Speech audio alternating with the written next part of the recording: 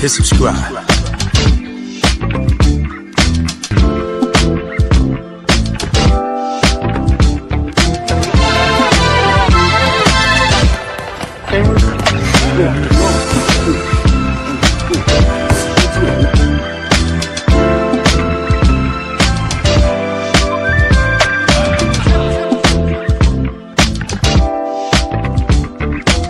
Subscribe to my guy, Uncle D. Tell him Big Bass sent you. Spurling. I'm an attorney here in Houston, Texas, an advocate for black men, largely because I am a black man. I'm a black father, I have black sons. Hey man, I do what I do. Brother Spurling. Brother Spurling met his fiance in my mixed group, and she was doing her thing, Ivy League educated, beautiful sister. He's a successful attorney. Now he's like, shh, that's my wife. I'm gonna put her through law school. She's gonna become an attorney at my practice. That's the kind of shit I'm talking about. I want to call you. Anyway, welcome to the broadcast. Shout out to everybody. Now that I have your attention, I'd like to thank everybody for coming into the broadcast. And I'd like to first say good evening. Big shout out to 5-4 Effect. Look, man, there's a lot of black people out there that say we were better off segregated. Are you kidding me? Right? Right. And then when I first heard that, I was like, nah, nobody's going to, roll with that. But then now, it's a lot of people who actually are running with that notion. And I have, of course, lots of videos to prove that. But let me say this up front. This message is not for everybody. This is for black people who keep saying we're better off back then. We were better off during segregation, or parroting the racist aspects of this, conservative movement. Really, it's not really a conservative movement. It's really kind of like a revitalized white supremacist, make America great again is just a cover word for make America good for white people again. But you need to understand what they're actually asking for. And if you believe that, you're historically illiterate and you're insulting every black man and every black woman who fought and bled and got jailed and got beaten and got unalived, okay, just to drag us out of that condition. Now, when people, especially the white far right and what we call the MAGA crowd. Now, again, in spirit, I have no problem with making America great. I just have a problem with what they mean, okay? What do you mean by that? Make America great for who, okay? And they know exactly what I'm talking about, and they should. What they really are talking about is the 1950s. And just so I know everybody in here is listening, write the 1950s, okay? That's the era that they're talking about. Life was great in the 1950s if you were a white man. If you weren't, especially if you were black, it was controlled. It was a nightmare. You were expected to survive quietly, okay? The 1950s were so economically prosperous, the sociologists actually believed America was headed toward becoming what was called a classless society. And that doesn't mean degenerate. They mean there was no class differentiation and everybody was rich, okay? By the 1950s, about 60% of the US households were middle class, and the median household income doubled between 1945 and 1960. But that wealth didn't come from virtue. It came from circumstance. It was powered by US manufacturing dominance. It was powered by strong unions, which artificially propped up wages, even for people who didn't really deserve it. It was propped up by the GI Bill of 1944 and taxing the rich people at 90%. And in this regard, it was people who made more than 400,000 were taxed at 90%. Okay, and that was done under President Harry S. Truman and Dwight D. Eisenhower. Now, here's the truth that nobody likes to say. America was great because the rest of the world was broke. Europe was in rubble. Japan was flattened. China had survived a civil war in 1949 and wasn't an economic player. And for a brief freak moment in human history, America was the only industrial country standing. And that moment was artificial. It was temporary, and it's never coming back. Okay. Money flooded the US economy because there was nowhere else to invest. America controlled manufacturing, labor, trade, and finance by default. But the second the rest of the world recovered, that advantage disappeared. And now here's where the fantasy really falls apart, because none of that prosperity, none of it applied to Black people. So before you open your mouth and say we were better off segregated, you need to be ready to confront exactly what you're asking for. You got to be careful what you ask for, because you just might get it. And that's what we're going to talk about today. Now, as I said, none of this financial success applied to Black people during the 1950s. Approximately 55% of Black Americans live below the poverty line. 55%. Now, that doesn't mean that 45% were rich. It means the rest were hovering around poverty and teetering. And there was a small number who was doing okay, and even an even smaller sliver which were genuinely wealthy. But here's the cold part about it: because of segregation, everybody lived in the ghetto. Now, among those few who were wealthy, many of that was tied to entertainment and sports, and many of them were being systematically cheated out of their money through exploitative contracts, segregation, redlining, and a lack of meaningful legal protection. Ownership, inheritance, capital accumulation, and real engines of wealth. That was closed off to Black people, not only by law, but by custom. So when someone says, when a Black person says, okay, they want to make America great again, what they're really saying is they want us to return to being broke. Okay? That's what they want for us. When white people said that means they want to return back when there was global devastation after World War II, and one that never included Black people as beneficiaries in the first place regarding that financial prosperity. And to understand that, you have to zoom out, okay? In the 1920s, there was no official poverty, but poverty among Black Americans was rampant. And during the so-called Roaring 20s, over 40% of all Americans were broke. They were in poverty. And Black people were disproportionately concentrated in that 40%. So in the 1920s, the majority of us, the vast majority of us were broke. We were farmers, we were sharecroppers, which means you had to get up and work because nobody else would hire you. You were a domestic, which means you cooked and cleaned for white folks. That means you were out, that means ladies. What that means is that translates to domestic. That means you clean white people's dirty toilets. That's what you mean. It means you washed white women's dirty panties after that Aunt Flo came to visit. That's what that means, okay?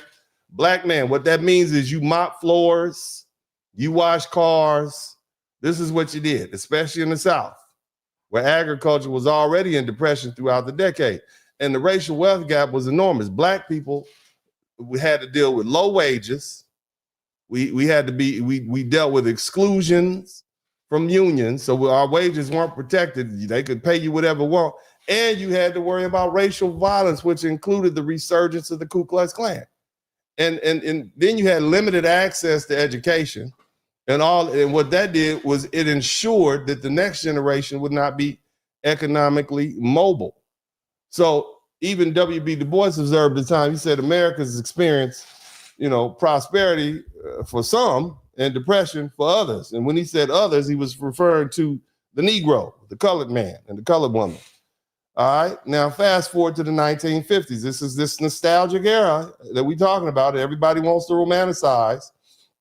Well, by 1955, the first year the U.S. Census Bureau formally measured poverty, the official poverty rate for Black people was 55.1%. That means we were broke. It's the highest rate recorded of any time. They want you Black people to return back, okay, to the 1950s during segregation, when we had the highest rate of poverty. No cell phones for you, No ladies, no weave, no extensions, no eyebrows, fellas, no shoes, no cars, nothing. That's what they want you to return back to. Segregated housing, which means you got to go move back in next door to your cousin, Pookie and Ray Ray. Pookie on one side, Ray Ray on the other side. With your Ivy League degree. You were excluded from home ownership in the suburbs. You had to go to crappy schools. You're going to have to deal with job discrimination. You will not be able to unionize. Okay. And this is what, and Black Americans were locked out. So Black people were all around. We were around the money. Somebody type around the money in the chat room. We were around the money, but we didn't have the money. Okay. That's like being at the dinner table, but you can't eat. Is that what y'all want to be? Somebody type Make America Great Again. That's what they mean. The 1950s. Somebody type 1950s in the chat room. Now, you know, we were near the wealth. We were the laborer. We weren't the owners of it. We worked in the factories. We cleaned people's houses. We watched white people count their money. We cooked their food. We couldn't eat it. We raised their children and watched them go to Harvard and Yale and all that. We laid the bricks on their nice houses. You see what I'm saying? We helped harvest their crops and whatnot. We was out there picking cotton and everything. Yo, you see, we help make white America comfortable. That's what white people mean when they say make America great again. Because see, we were structurally blocked out from accumulating any wealth for ourselves. So yes, Black people had to sit back and watch white people live it up. Okay, white people were able to get GI bills and mortgages in the 1940s and 50s, and the Black veterans who fought in World War II got denied because, see, the GI Bill was administered locally. Most Black people live down south, and the people in charge of distributing the GI Bill was the same racist white people you left when you went off the war. So when you came back, no, we're gonna deny you. You don't qualify. So you had to go straight back to your old slave master's great grandson, and he just go, nah, you're not gonna get anything. You see? So when white families moved to newly built suburbs like Levittown that started around 1947, Black families basically stayed in the hood. You stayed in the urban ghettos. It's right there. Never went in. You GI Bill my butt. You staying right here. Okay? This is what happened to us. All right. So we were close enough to see the prosperity, but we were locked out from touching it. They saw white men and white women and nice houses and build equity and send their kids off to nice colleges and take nice vacations. And well, I mean, we had TV so we could see it, but they retired on their pensions. But Black families rented. We had to rent it. We were redlined. We couldn't get loans. Worked multiple jobs, passed down absolutely nothing.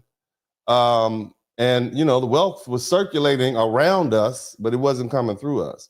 And this is a key distinction that this nostalgia ignores.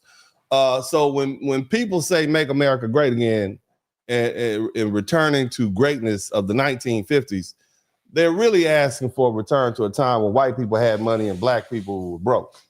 Okay, that's what they want to do. And I'm not really trying to be broke. Now, speaking of not being broke, Black people are a lot richer in 2026. Okay, we are a whole lot better off in 2026. So when Black people say that we were doing better in the 1950s, they usually support that belief by saying that more Black people were married at the time. And I'm gonna deal with that later. Okay, but that's not why it happened. The truth is, before that, Black people were already building and doing fine relative to where we started, and that was enslaved, uneducated, and locked out of opportunity. We kind of started making our own way. And we were not married at such high rates in those earlier periods, at least not marriages that were recognized by law, because we had Black people that were married during slavery, but they could just sell you off. In addition to that, by the 1960s, the Black poverty rate was still at 60%. I want you to understand. Okay, 60% of everybody around you was living below the poverty line. And so when people say Black people were better off during segregation, they're not looking at the entire picture. They're just cherry picking a moment and ignoring the larger economic reality. Now let's fast forward to 2026. As it stands right now, in 2026, Black people are a lot richer. And when I say a lot richer, understand this. we went from a 60% poverty rate or 55.1% poverty rate to 18 to 21%. 18. So we went from 60% of us to basically 4/5 of us, or more than over 80% of us living above the poverty rate. You understand what I'm saying? Because right now it's far less. This is a dramatic improvement from 55% in 1959. Okay? And it's even a bigger improvement from the 1920s and the 1930s and the 1940s. While, you know, they don't have the exact numbers, but as of late 2024, early 2025, it shows our poverty rate is about 18%, depending on who's measuring it. A lot of those have to do with old people and people who are just unemployable because of injuries, et cetera, in a old age. But, you know, when people say this, and this is something that annoys me, and I want y'all to listen to me real careful, okay? All right? We were nowhere near where we are coming out of segregation, all right? And, you know, the thing is, a lot of people, you know, when they say we were better off doing segregation or doing 1950s, they try to put a stamp on that. They say, see, we haven't built anything since the 1950s. How many of you all have heard these so-called, you know, you've heard these black online people say, you know, what have we built? What have we built since then? What have we built? Have y'all heard that before? What have you built? What have you built? What have you built since the 1950s? They'll point out that back then, black people built churches and schools and neighborhoods, and we had these tight-knit communities. We would tight-knit because we couldn't move anywhere else. That's why we would tight-knit. You understand? And yeah, but I'll agree with that. Factually, it's true. Yeah, we had tight-knit communities because you couldn't move anywhere else. You grew up and died in the same community unless you moved to another city. And I'll agree, we built a lot. We built a lot of institutions. We built a lot of social infrastructure. We built a lot of communities in the face of the exclusion, but we were still poor and powerless. Those churches did not mean ownership or capital. Those schools didn't translate to like equal funding or economic. Those neighborhoods existed largely because black people were forced into them, not because we were wealthy or made choices. We had to live there. You see, and community strength filled the gaps, right? But it didn't replace wealth. So acknowledging that we built a lot in the 1950s and before that, that doesn't change the fact that we were poor. Okay, and not from a position. So here's the thing. Let me just say this.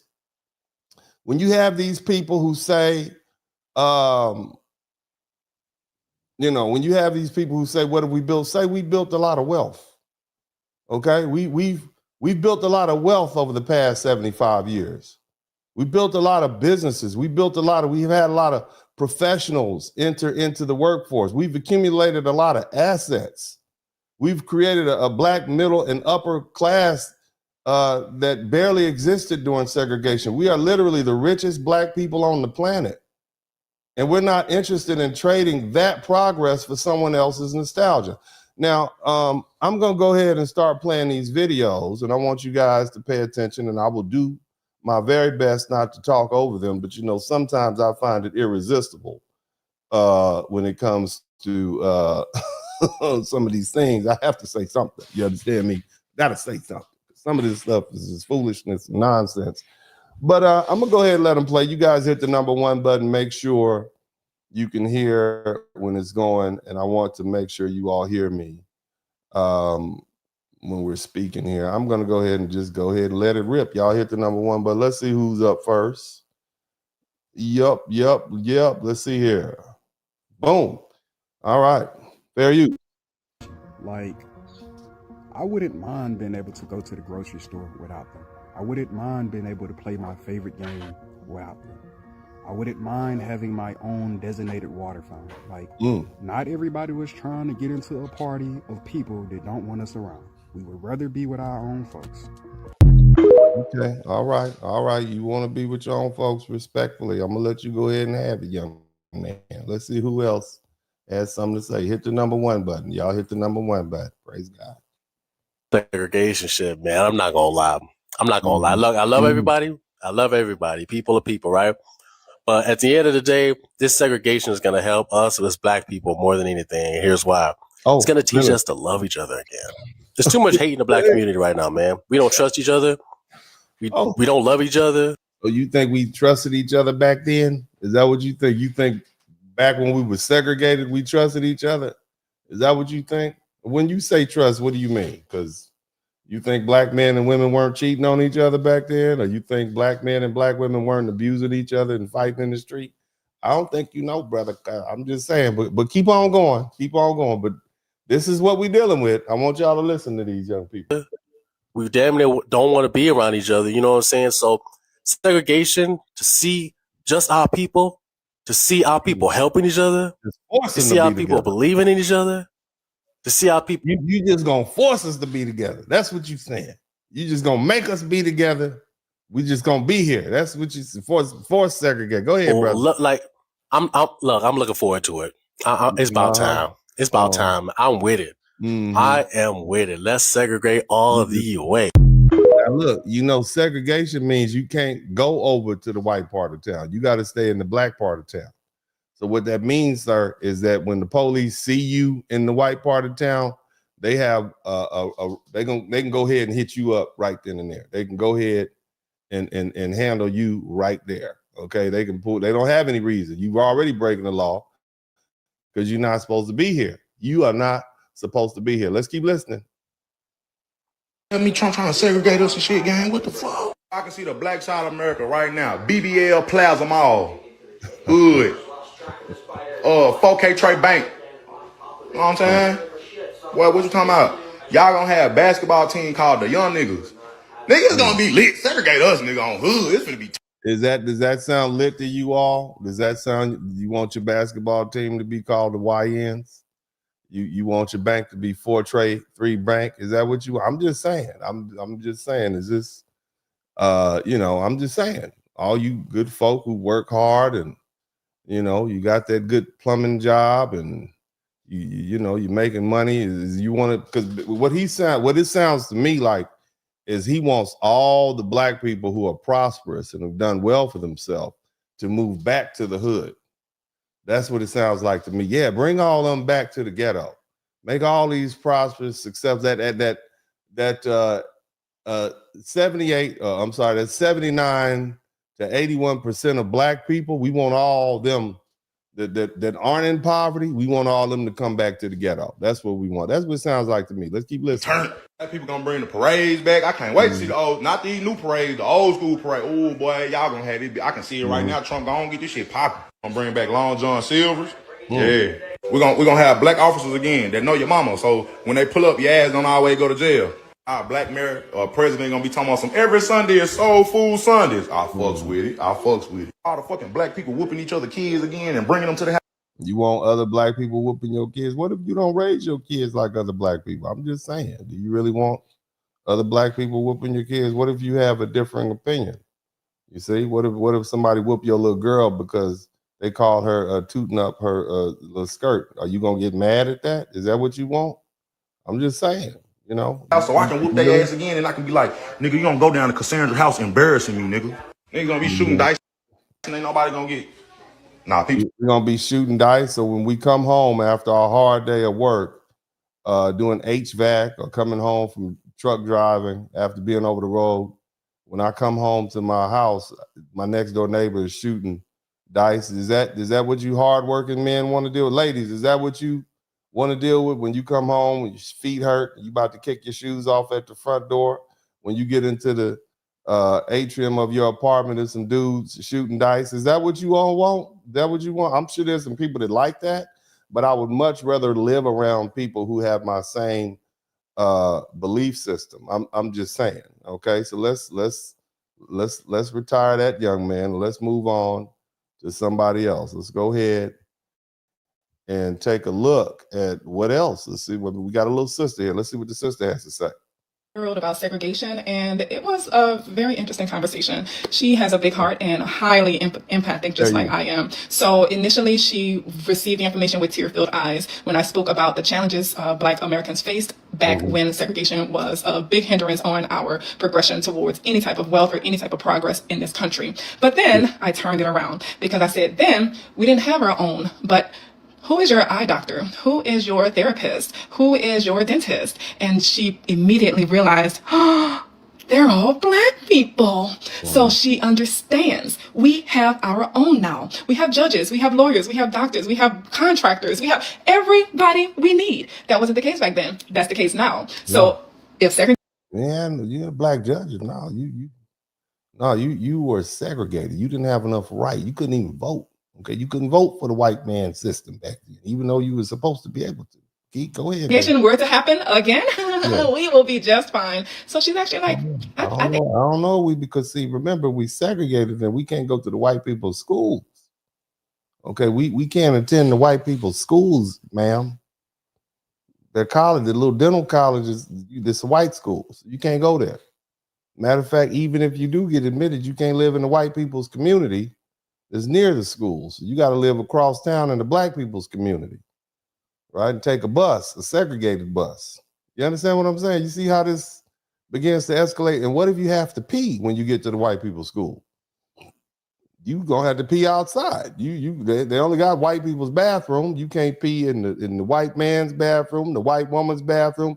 You can't even pee in the white transgender people's bathroom. You got to pee out back with the segregated colored people's facilities. This is what you say. You think it's just gonna be all hunky-dory? You better cut it out. Let's move on to the next person. These young people, like, boy, I tell you, we got to do better. We got to do better. Let's go ahead and listen to some old people tell us segregation. Elementary school in Terre Haute? Yes, at Booker T. Washington. And that was a segregated school? Oh, yes. Tell me about that experience. It probably, looking back, it was probably the best school experience of my life. All of my teachers were Negro. That's what we were called then. My third grade teacher was Jane Dabney Shackelford. Okay. She wrote the very first book very first book about African American history for children. Okay. It's called The Child's History of the Negro. She was my third grade teacher. Somebody type Meemaw in the chat room. Go ahead. My seventh grade teacher was John Wesley Lyda, Sr. He wrote the book, The Negro in Northern Indiana. Those are the kinds of teachers I had. And that's great, Grandma. That's great. Okay. But could it be that others may have differing opinions? Because, we've heard a lot of young people talk about their experiences, but maybe Meemaw, maybe Big Mama might have something else to say. So we have brought in a Big Mama. It was like to go to a segregated high school, because there's always other opinions. You can't just pick and choose the opinions that you like. So let's talk to Big Mama here. Go ahead, ma'am. Let's see what Grandmother has to say, because you said the segregated schools were great for you. Maybe you were good. Maybe people liked you. Maybe the teachers liked you at the segregated school. But let's see what from the Black American experience. I'm with my 85-year-old grandmother, and I want her to share with you guys what her experiences were like. So, Grandma, what year did you go to high school?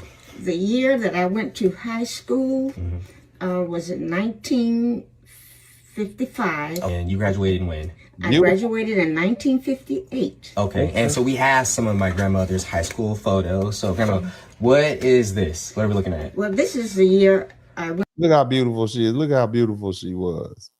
That's it. Go ahead, Grandma. Go ahead. Went to my high school prom in 1958. Wow, look at this dress. Gorgeous. Look at her. Gorgeous. Beautiful. Got the little bow in the front. Beautiful. Go ahead. Yes. How was that? Was that dress itchy? No. Oh, okay. But it was we had to wear a crimson slip on it to make it stand out. You can definitely tell this is from the 50s. I see like the 50s TV back there. Yeah. Right. Yeah. When you went to a segregated school, kind of explain that to people. Like, what did that mean to go to segregated schools? Well, to go to you only would see people of your own color. Yes, color. And all your teachers were of your color. All your teachers were black. That's what she's saying. Back then. Did you ever play like football? Beautiful. Look how beautiful. Look how beautiful she is. Just gorgeous. Somebody type gorgeous in the chat room. Games or any sports games? Did you play white schools, or you only had to play other black schools? Are you kidding me? No, not white schools, but we did play other schools of color. What she's saying is we played Mexican schools and people of other ethnicities. We didn't play any white schools. Okay, our sports teams did not play any sports against white people. All right. Go ahead. Let's listen to Grandma. During that time in the 50s, what was the term used to describe black people? What were you guys called? You didn't use the word black. No, we were colored. Oh, okay. Colored people. When you were in high school, were your teachers only black, or were they other races? They were all colored teachers. Okay. No other race. Wow. So your Spanish teacher was colored. Your French teacher was colored. Your math teacher was colored. Your football coach was colored. Let me break. The kicker on your football team was colored. Okay, that's what everybody was. Janitors, everybody. Okay, and y'all all lived in the same community. Let's keep listening. When you were in school, did you guys have some of the same books or educational resources as some of the other white schools? No. What? So separate, but unequal. That's what you're saying. So the other lady, the other Meemaw and Grandma seemed different. Meemaw had a great experience. She liked going to the all black school, but Grandma's being honest. No, we didn't have the same stuff that the white people had. Let's let her finish talking to us. We had leftover things, books. We didn't have the equipment that they had. Keep in mind, we're still paying the same amount of taxes that white people are paying, but somehow we don't have the same stuff that they have. We get the leftover stuff. This is segregation.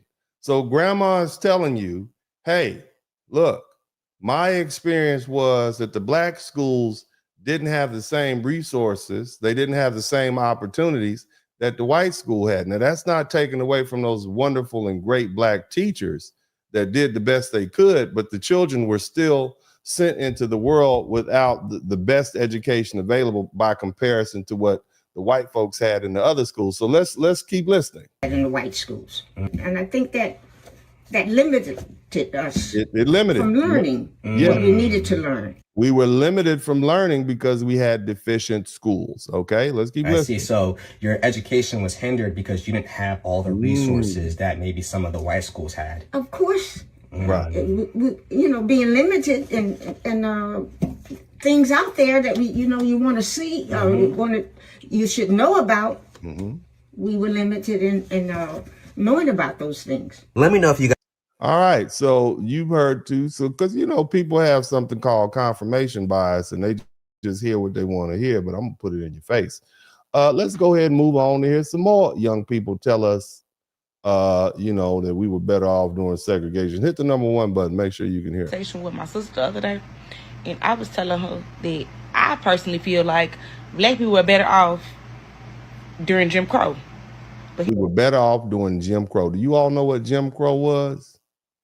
Jim Crow was when you could be snatched up off of the street for vagrancy, just from walking from one part of your community to the next. And you could be there's black men right now who've been disappeared.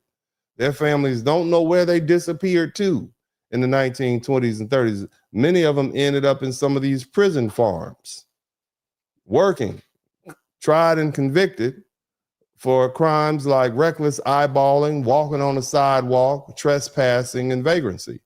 This is Jim Crow, little lady. You see, this is what you're saying we were better off as. You're giving white people, white law enforcement, a reason to roll up on you and snatch you off the street because you're in the wrong part of town. You understand? Let's keep listening. Hear me out. I'm gonna hear you. During Jim Crow, everything was separate. Now it wasn't equal, but it was separate. We had Yes, it was not equal. We can't just skip over that. We don't want to just skip over that. We're already dealing with issues with water in a certain town in Michigan. It's a black town, and the water's messed up, so people can't drink the water in this certain town in Michigan. That's what separate and unequal means. Okay, that's what separate and unequal means. See, if you force people to use the same resources that you use, then guess what? They can't cheat you out of what you're entitled to based on the tax dollars you spend. I'm just saying, let's just listen. Let's keep listening. We got our own hospitals, doctor's offices. We got our own schools. The schools were deficient. The doctor's offices were what you imagine them to be. So they didn't have the facilities that they needed. If you needed to get your heart checked, you had to go to the White Hospital, and they wouldn't take you. So you just didn't get your heart checked. You see, I mean, a lot of these young people are just, I hate to say it, they're talking from a place of lack of knowledge. I don't want to use the term ignorance, but they are very ignorant of what was really going on back then. Banks. Like, we had everything that was run by our own people. Yeah, it was fucked up that we probably had, like, less or, like, not up to. We probably had death. We have probably had a lot of children dying at childbirth. We had a lot of women dying during childbirth. We had a lot of poverty. We were poor. Okay, let's not forget that, because we're a small economy. If you just leave 9% of black people to take, at that time it was 9%, we don't have enough people to generate enough jobs for our earners. We just don't. We don't have enough entrepreneurs in the community. So they're going to have to go other places. It doesn't work like that. All right, we don't have a closed economy in the black community. You need to think about that. Let's keep going. Like the standards that we wanted, but it was ours. That was our shit. So basically, you said you'd rather be the queen of a junkyard. That's yours. All right, I can respect that. We ran that shit. We still didn't run it because we were still in America. We were still subject to the laws of the United States of America. Law enforcement, the school curriculum was governed by the dominant group of people that ran the country. Okay, so you're not you're not where you need to be. We had our own economic system. Like, money was thriving. Black families was thriving. There wasn't no government. We were not thriving. We were poor. We were poor. Okay? We were poor. There were 2-parent households. Like, family was family back then. Okay. And more importantly, we stuck together. Like, we came together when it was necessary. Together, we were forced together. Take me back to those days, minus the fucking water hoses, like getting hung and shit. Y'all can keep that. That black pride, I want that bit. You cannot separate Jim Crow from segregation. You can't do that. You can't separate Jim Crow from segregation. They're one and the same. Separate is inherently unequal. I'm gonna deal with that in a minute. This is gonna be a barn burn. I need y'all to understand that this is something that's been festering, and unfortunately, if you don't check people, they'll just keep going with it. You understand? Explains what the new face of homelessness will look like in America. Okay, say that for another day. Y'all hit the number one button. Keep listening. Let's see what else we got. Controversial, but good morning, cousins, nieces, nephews, and all the family members in between. This may be controversial, but I'm gonna say it anyway.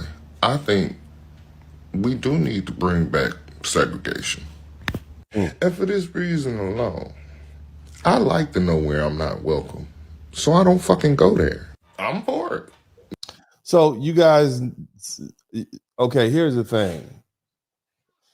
You don't know where you're not welcome? Here's as they say in New Orleans, picture this. You're driving down the street and you got 2 gas stations, one on the left, one on the right. And in one gas station, you see a taco shack next to it, and lots of people over there, black people hanging out. And then across the street, up the road, you see one with Confederate flags outside. You can't make an educated guess as to which one would be more hospitable to you, huh? When you walk into a room, walk into a restaurant, you got a bunch of black people in there, as opposed to when you walking into a restaurant, you got a bunch of folks that don't look like you in there. Which one do you think you're more welcome in? I mean, look, I don't think that's a good enough excuse. If you can't figure out where you welcome or not, then that's something that you got to work out with. But go ahead, brother. I think you being disingenuous with that particular statement. Let me know, hey, bro, you can't come here. Cool. I ain't coming there. Yeah, you can't come to the hospital. You can't send your kids to school here. You can't drive down this street. You can't be in this community at any time. You can't be in this part of town after a certain time. You can't go to this shopping center. You can't go to this facility to even work. You can't go here to live. Is that what you want? I'm just saying. Think about it. What are you asking for? Because see, they could say it could be a no-go zone to 90% of the country. Get to the point, there's some highways you can't use. Do you really think that's a good idea? All so you can do what? Say that this little part of town is ours. You're going to stay in that little part of town. And on top of that, when they talk about segregation, they're also talking about buses, airplanes. Okay. This is what they're talking about. So I don't think people are really thinking this through. Let's keep working. I'm fine with black people spending money with black people. We spend the most. So why not spend it with our people? I think we should start segregating our money. Segregating our doctors. I like our black doctors. You know why? Because they have to work 2 times as hard as you white people. And that's a lot of reason we had to work 2 times as hard as white people because they didn't have the facilities that the white people have, sir. So when it was time to take the test, and they had to double up and triple up to catch up.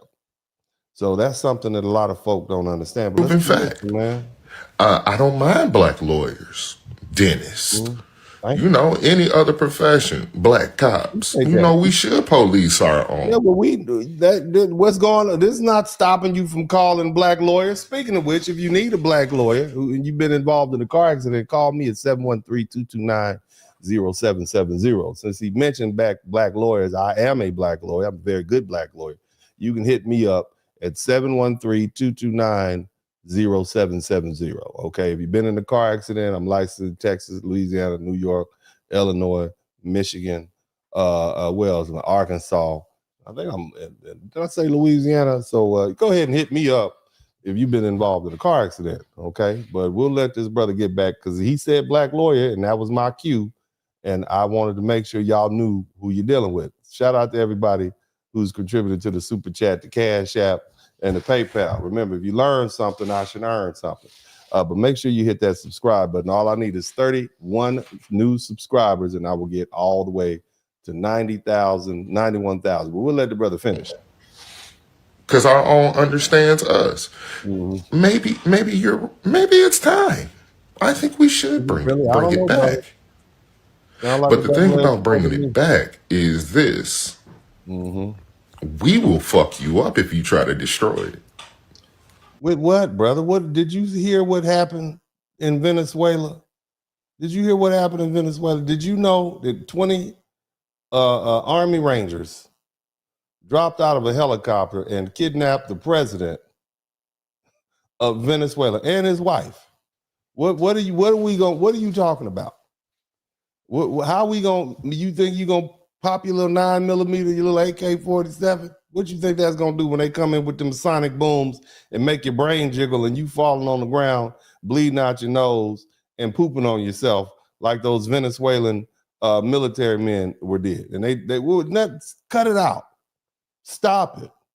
It's not gonna work. And just get these silly notions out of your head. Somebody said this is a Pookie and Ray Ray rant. Yeah, man. Cut it out, brother. No matter what you believe, I'm just a nigga that gets paid to smoke weed in the garage. Well, then you don't need to be having this conversation, brother.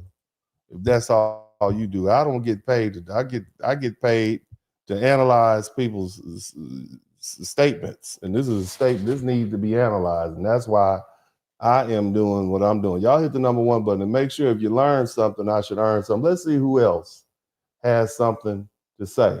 Okay, I want to see who else has something to say. All right, let's listen to this. segregation come back, all I gotta say is, once black people start thriving, start having businesses, start having properties, start having land, and just thriving without y'all, do not come over here destroying our shit. Don't try to burn down our cities or none of that. Don't do that. You see black people hating on other white people because they got everything in the world? No. The fuck? How we gonna stop them? They're gonna get drunk on the 4th of July, load up the pickup truck, and come on over there and cut up an act of food. All right, they're gonna be the people who are in charge of the larger political machine. All they gotta do is sign some papers and run a highway through your land. You understand what I'm saying? This is what our people were dealing with. They like, nah, we need to get segregated because we're gonna live right next to the white people. So if they want to destroy any of our communities, they're gonna be destroying their own community at the same time. You don't understand what our people were dealing with. You all are just taking a snapshot of what was going on, and this is silly, and it's actually dangerous. We will stay in our corner, build our shit up, mind our business. That's it. We just want to thrive. So if y'all see us doing good, please leave us be. Leave us be. Spare us. Just like y'all spare every other race that come over here and build up and have all these businesses. No, they don't. Have y'all ever been to like Duluth, Georgia? Like literally, it's Korean businesses everywhere, on every block, on every corner. And it's just like, okay, cool. Nobody's messing with their stuff. So I want that same energy when we build our stuff. I don't think you notice that ICE is running up in those businesses, ma'am. They are running up in those businesses and they are removing those people. Okay, so when you say they're not messing with them, I'm going to have to disagree with you on that. But let's keep moving. Stuff up like that. So once you see black businesses everywhere, do not come over here destroying our shit. Damn. Okay, if y'all don't want us in y'all shit, that's okay. All right, whatever. Now I'm just asking. Are you all listening to these young people? It's not just young people, it's old people too. But are y'all listening to this? This is what they're talking about. All right, little girl with the little nose rings and whatnot. I mean, I'm just saying, man. Let's keep listening. But once we build a life for ourselves, don't fuck it up. That's all we asking. All right, you ain't even got to see us. Like, just don't come over here destroying our shit, baby. Because black people we ain't even gonna be stunting y'all. Like that's the thing. We ain't even gonna be worried about y'all. And black people never was worried about y'all, even back when there was segregation. You know what I'm saying? The only problem that black people have with white people is that white people were racist. That's the only problem that we have with white people. Yeah. We have a problem that y'all like us based off our skin. I'm sorry. All right, then. All right. Melanated people, we just want to be left the hell alone. We don't even want to be bothered. And it's hard for people to comprehend this stuff. But think back in the 60s, Muhammad Ali said, we should just have our own state. And they're like, well, why? Why did you want to be? Well, he said that because the Honorable Elijah Muhammad said that, and he was repeating the statements of Honorable Elijah Muhammad. Okay.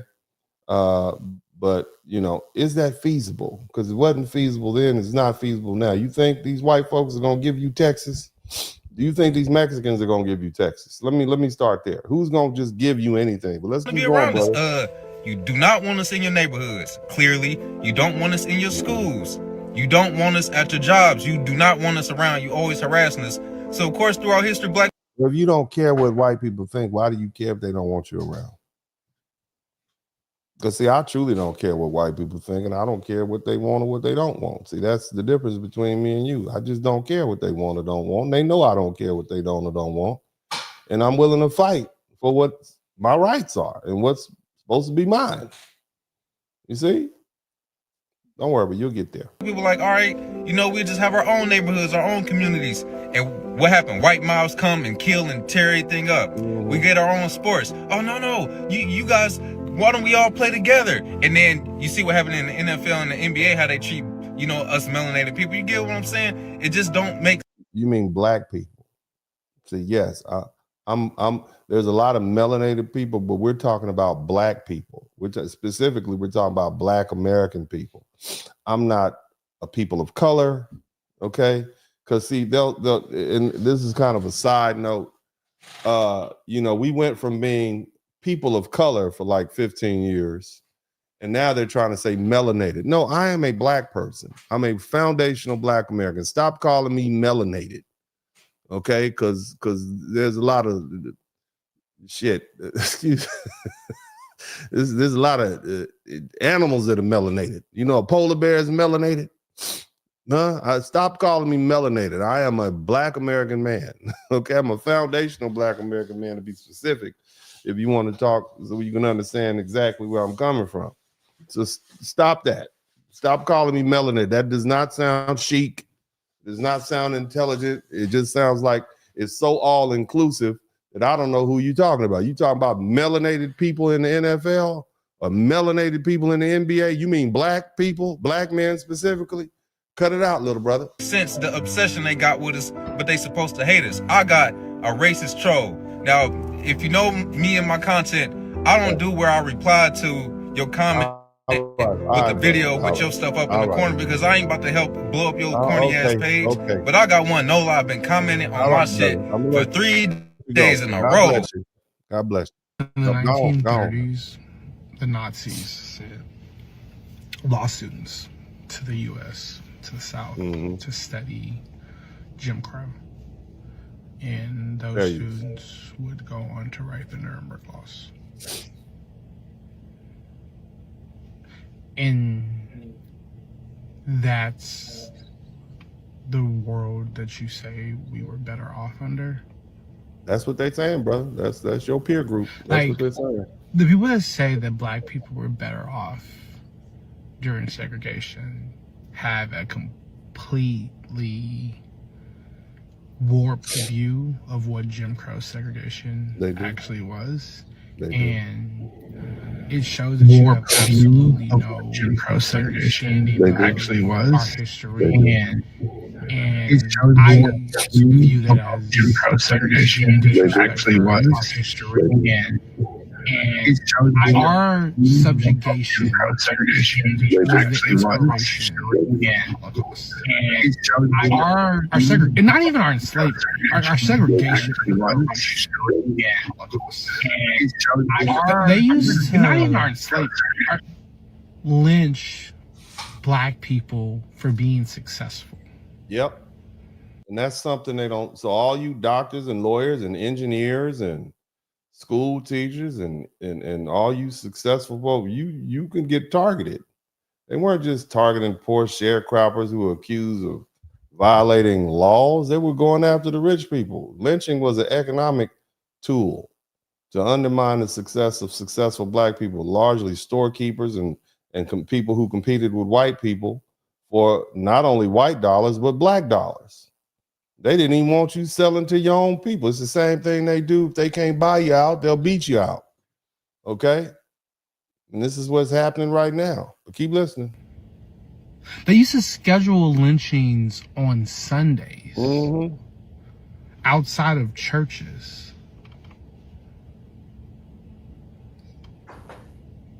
That's what we were better off as? We weren't, brother. We were not. I'm glad you know. And you can't separate the Jim Crow from the segregation. Not in America. Tell it. Like, tell it, young brother. The civil rights movement wasn't just because we wanted to kick it with y'all. No, it wasn't. We wanted access to resources. We wanted you to stop fucking killing us. Yes. The first ever campaign ever created for black liberation was an anti-lynching campaign. It was stop killing us. Isn't that something? Literally stop killing us. That was the baseline.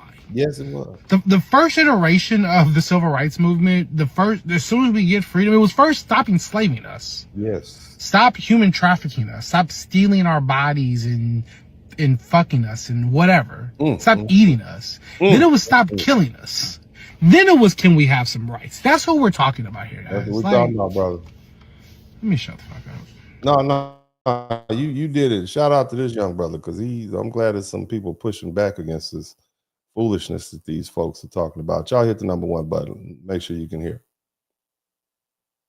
We're better under segregation, and they give reasons such as like the money stayed within the community, we were able to stick together, economic advancement, et cetera, et cetera. And there's some information to like back their claims up, but I still don't think that's true. And I honestly think for 3 key reasons. The first one is a mix of 3 connected ones: deindustrialization, crack, and Ronald Reagan. Okay. So after World War II, there were a lot of factories open, there were a lot of jobs open, and that affected everyone. Everyone was getting jobs, from black people, white people, everyone. And the reason that we had a lot of factories open and there were a lot of jobs available is because the rest of the world had just went through World War II. Japan was flattened. Okay. Germany was, run over. Most of Europe was bombed to hell. China had just got out of a civil war. And so we had no business competitors. America was the only industrialized country doing anything. So yeah, they're going to put everybody to work. Oh yeah, come on, bring the darks too. Come on, darks. Yeah, we'll put them. We need them now. We'll need them now. We'll figure a way to get them out later. But we got to build these widgets and gadgets and sell them to all these people around the world. So yeah, everybody benefited from that. There was a post-World War II boom. You see, we had no competition on this planet. That's what was going on because the rest of the world was in shambles and they had to have time to rebuild. So that's why the 1950s were so prosperous. And what happens when people are prosperous? They get married, they buy houses, they buy cars, they send their kids to college, et cetera, et cetera. But that is a time period that is not going to return unless you think unless the rest of the world some kind of way gets returned to the Dark Ages or to the Stone Age, and then America is left on its own. Maybe that's the only way that happens. But let's keep listening to the brother. But nobody will tell you that. Nobody will tell you that the 1940s, 1950s, 1960s were so prosperous because we were the only shop in town. You see, there was no Germany, there was no China, there was no Japan, there was no Europe. Everything was shot to crap. That's why we did so well. If you wanted it, it had to be American made. That helped grow black middle class, basically. The black middle class was able to grow in a lot of places, both in rural and urban areas. And at the same time, segregation was still going, both up north and down south in different ways. And so you had these concentrations of increased black money. Yeah. Then the 70s and 80s hit, and but we were still poor.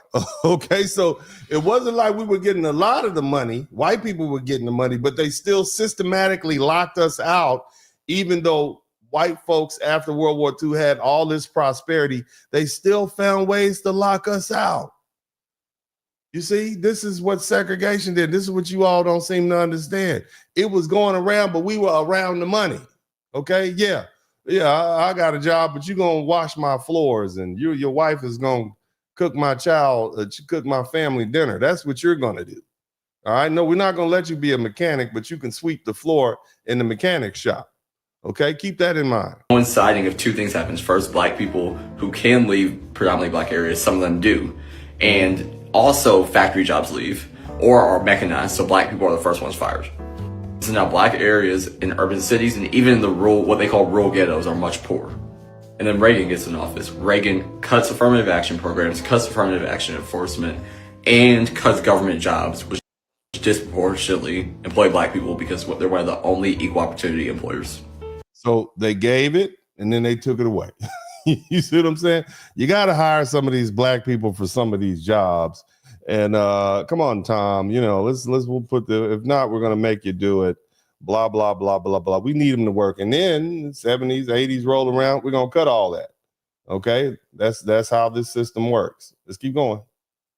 On top of that is crack and the response to crack from Reagan's admin.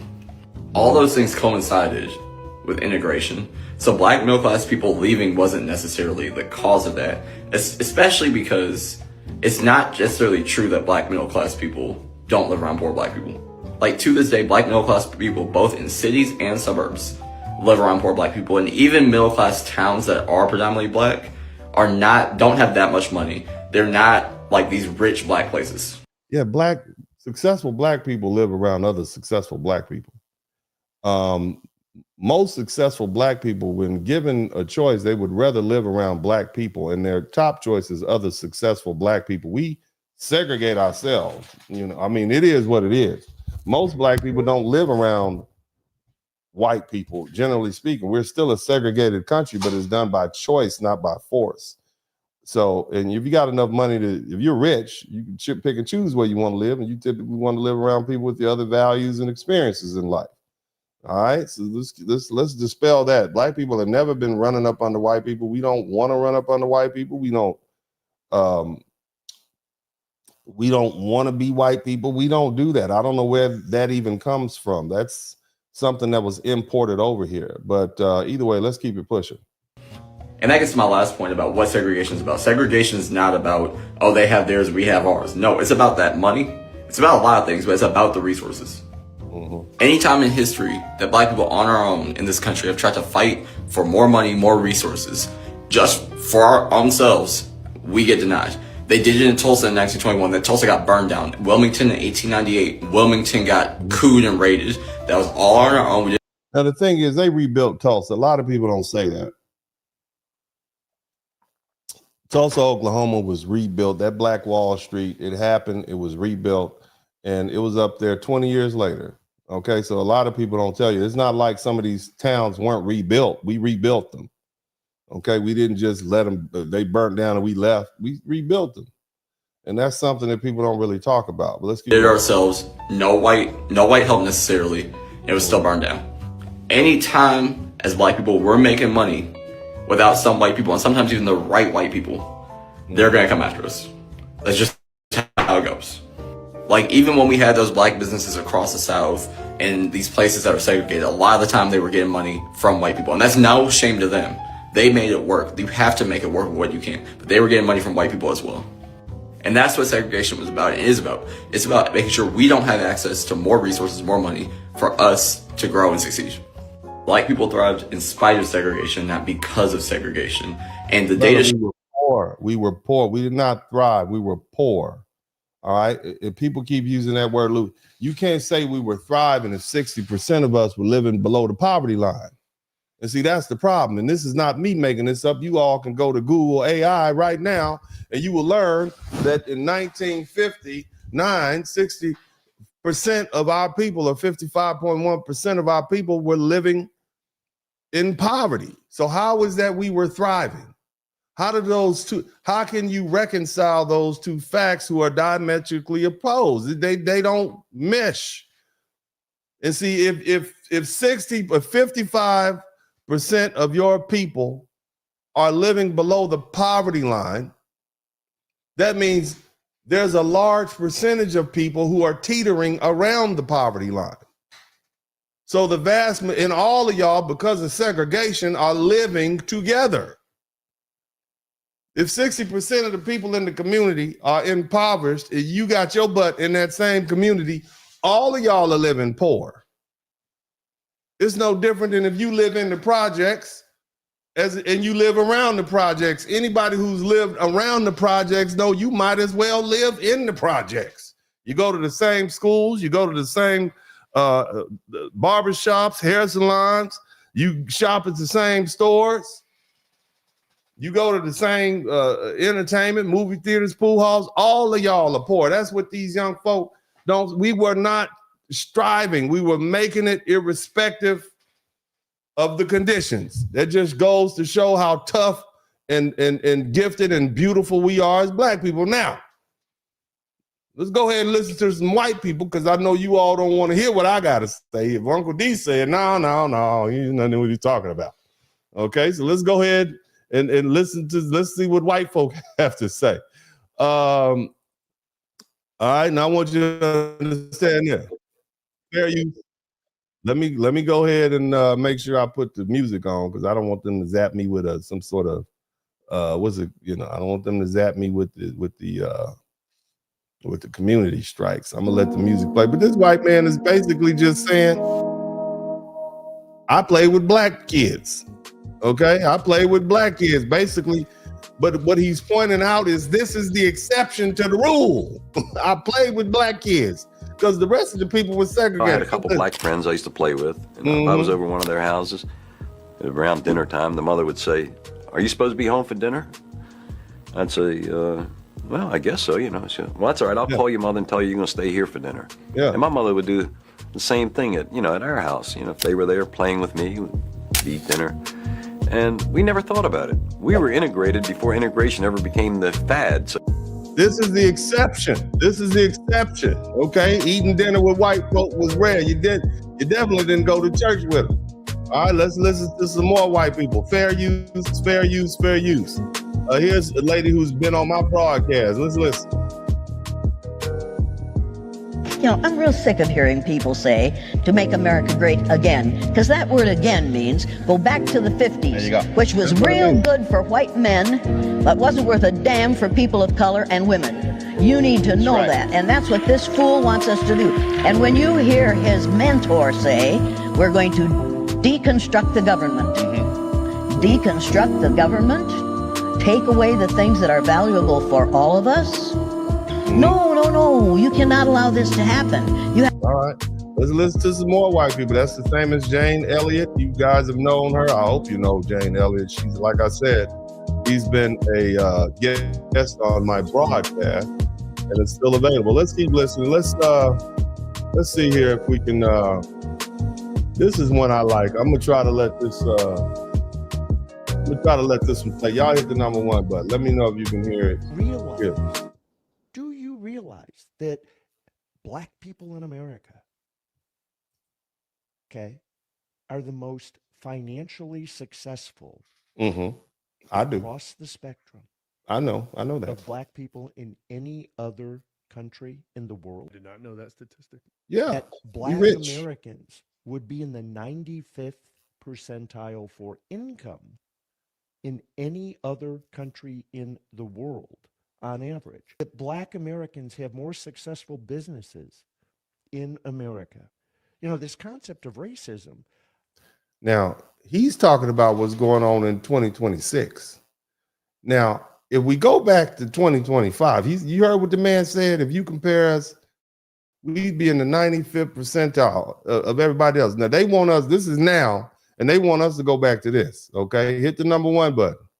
Along the main square, where blacks were permitted to shop, but you had to follow a bizarre ritual of what you could try on and what you couldn't try on. You couldn't try on a cap, but you could try on a coat. If you were black in the summertime and you wanted an ice cream cone, you weren't allowed to go inside the Dairy Queen and sit down with everybody else beneath the fan. You had to stand outside. Segregation meant that for me as a kid, you weren't allowed to go to the swimming pool. You had to stand outside behind the fence and watch. White people, you went to the swimming hole down at the creek, okay? White people got to swim in the swimming pool. White children enjoy themselves while you sweated under a hot summer sun. See what I'm saying? So, look, man,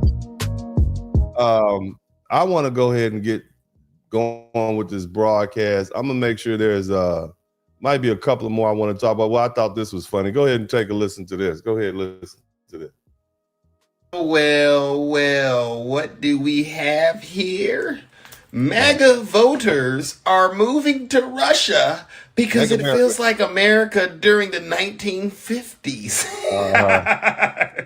It's like a dream. You got to be crazy if you move to Russia during a war because that ain't our war was over in the 1950s, sir, other than Korea. You want to move back? This man moved his whole family to Russia. Listen what happened to him. He's the number 1. Come true. Look at it. They're so disillusioned by the way things have been going in the United States. And they praise Russia's Christianity, stunning scenery, and beautiful women. And they're also supportive of, you guessed it, Vladimir Putin. It seems they've lost faith in their hero, Donald J. Trump, and they're going straight to the source, Vladimir Putin. Oh, and they also believe Putin's narrative about the decision to invade Ukraine. Meet Peter, ladies. Peter Froween. Is that how you say your name, Peter? We'll just call you Peter. Hopes to start a family in his new home of Yalta with one of the 20% of Russian women who he says look like supermodels. And check out the stunning scenery. Pictured snowfall in Moscow in May. I mean, come on, MAGA. This guy or Donald Trump? You do the math. You're winning with Vladimir Putin. Duh. And get this, we even got testimonials. Rose, 49, relocated to Russia from Tallahassee, Florida with his wife and children and has not looked back since. I often say it feels like our positive vision of the 1950s America, he says. Ooh, right before civil rights. Ooh, One right. program manager from Texas who wished to remain when the blacks, had to shine our shoes and wash our cars. Shout out to Downrange. Thank you for the super chat. We only got 3 super chats. Y'all not learning anything yet? I guess I better work harder. Make sure you hit the like button. Make sure you subscribe to the channel. Do that for me, man. Make sure y'all do that. Anonymous suggested Russia offered a simpler way of life. People are running around in America wondering why we have so many problems with suicide and depression, and they'll virtue signal and talk about the phones and it's this and that. And the reality is basically what go ahead. Children are not allowed to be children, the father of 6 said. Basically what he's saying is they moved to Russia to get away from black people. That's basically we moved to Russia to get away from these dark people over here. We left Texas. Texas is not conservative enough for me. Now, I live in Texas, and I'm just tell you, I live in Houston, and I tell my children and my wife all the time, Houston is not real Texas. Real Texas is about 60 miles that way, or back that way. But right here, that ain't it. And so this man saying that Texas wasn't conservative enough for him, quote enough, I find that highly interesting. But nevertheless, he went to the extreme and went to Russia.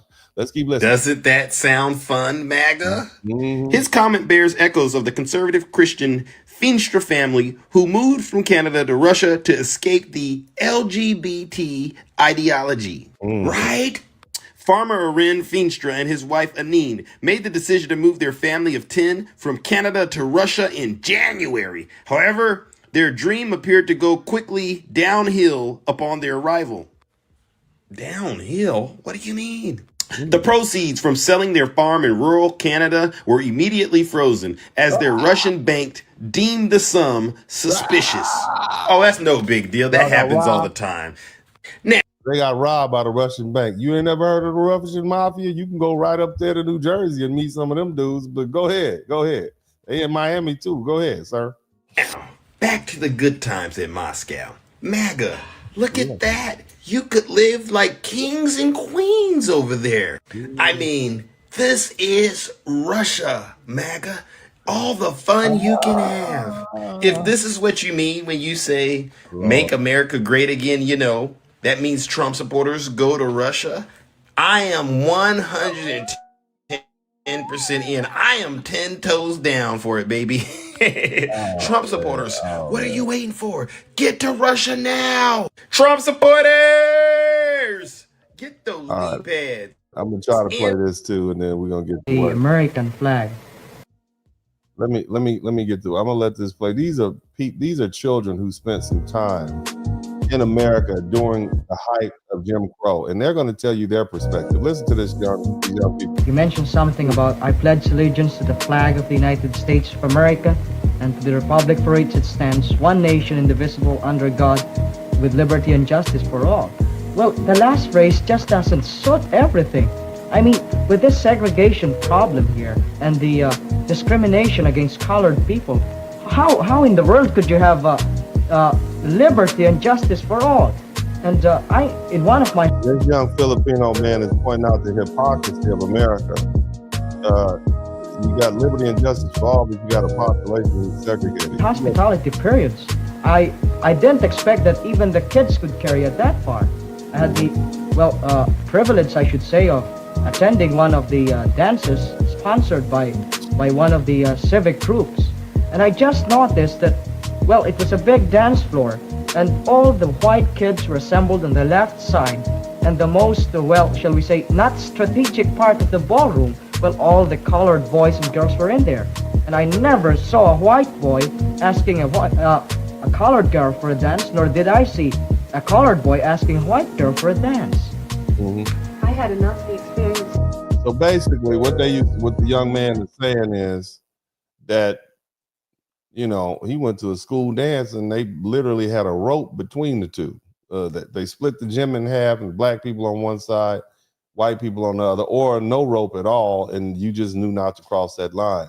So, family, this is some actual folk who are actually telling you what life was like back then. You've heard people from many different backgrounds. Now, at this particular point, I'm going to do what I normally do, and that's I'm going to fill you full of these fun facts. Now, oftentimes folks say, you know, black people were better. You know, we were better off during segregation. And the first thing they point to is marriage, right? They talk about the marriage rate, don't they?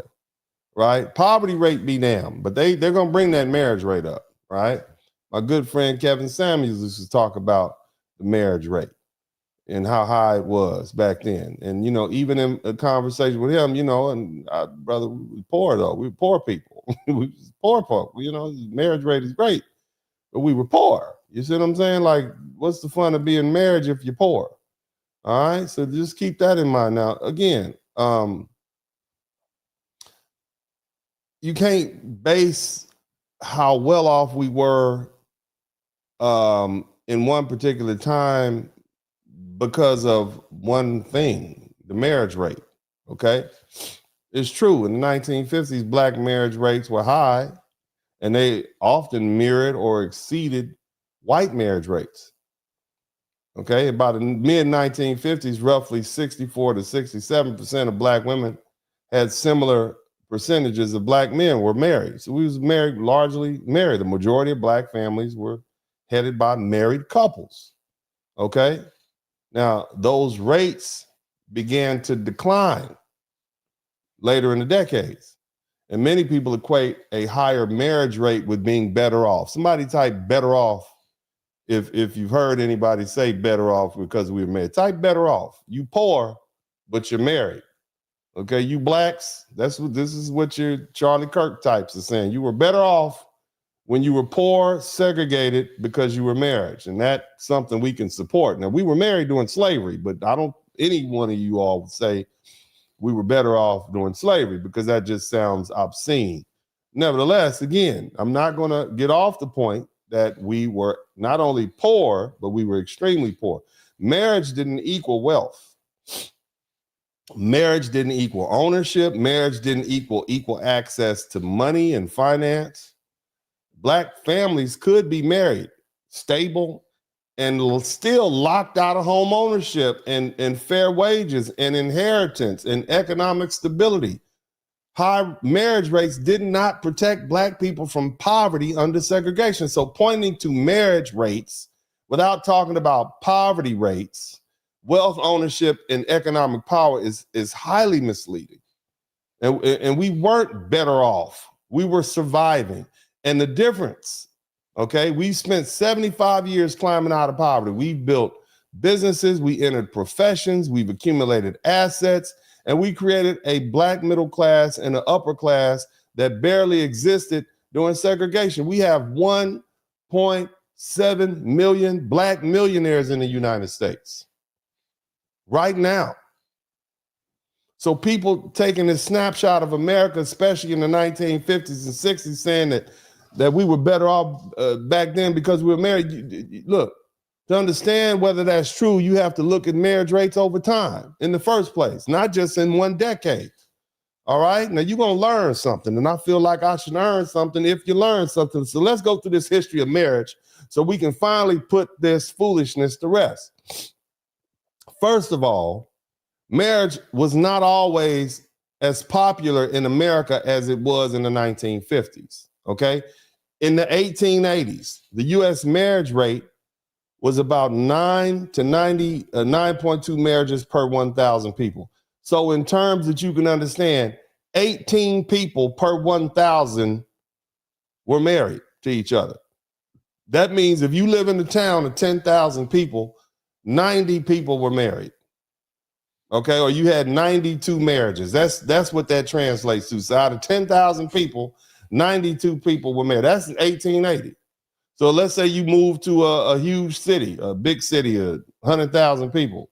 That means 900 people were married. So if you live in a city with 1 million people, okay, you live in a city with 1 million people, that means 9,000 marriages are there. There's 9,000 couples in the city. That's what that means. Okay? All right? 9,000 people. That's what that translates to. All right. Now, at the same time, way back then in 1880, 31% of women had never been married. And that doesn't mean there wasn't other women out there who were widowed or whatnot. 31% of women hadn't been married, which means that only 69% of women had been married. And that's one of the highest that's the highest level of single women in the United States. Men also married, and they married later, all right, around 25, 30 years old. And so early America was not a country where everybody got married young or even got married at all. And then marriage rates slowly began to increase. And so from 1800 to the early 1900s, marriage became more common as men's wages improved and their jobs became more stable. And here's what happened. The immigrant communities became more integrated. You see, as it became easier to support a household, more people chose to marry. Marriage reached its highest point in the 1960s. This is something new. Because see, in the 1960s, 72% of adults were married. That's basically 8.5 marriages per 1,000. If you do that number, that's basically 17 people per 1,000 were married. Okay, that's what it's saying. All right, so 85 marriages out of 10,000 people. That's a high point.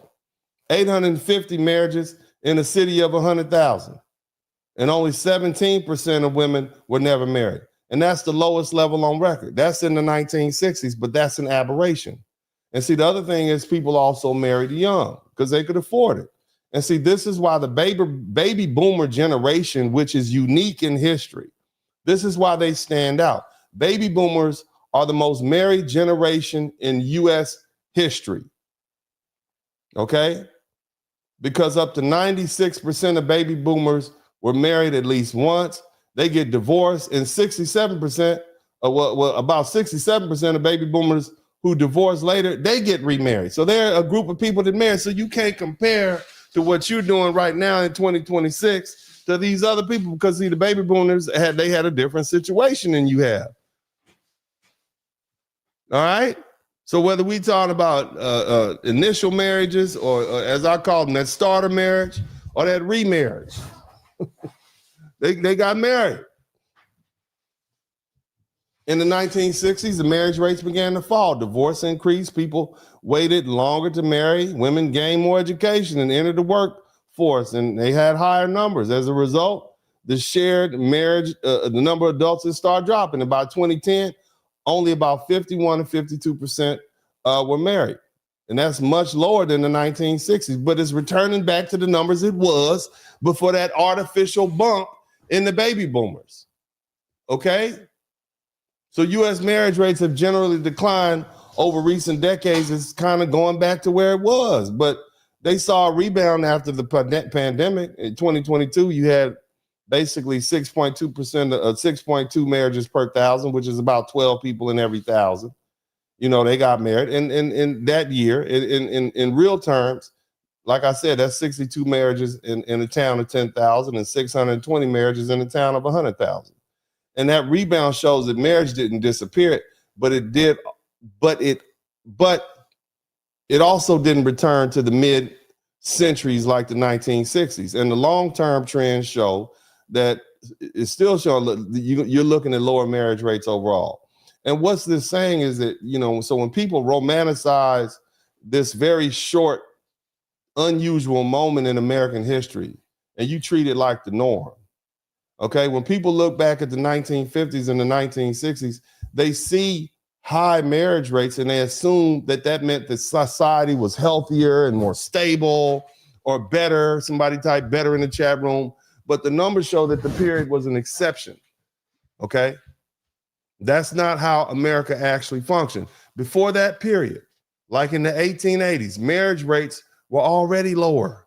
And after that period started in the 1970s, and it's continued today, marriage rates went back down. And that tells us marriage didn't collapse. It simply returned to its historical baseline once the special economic conditions disappeared.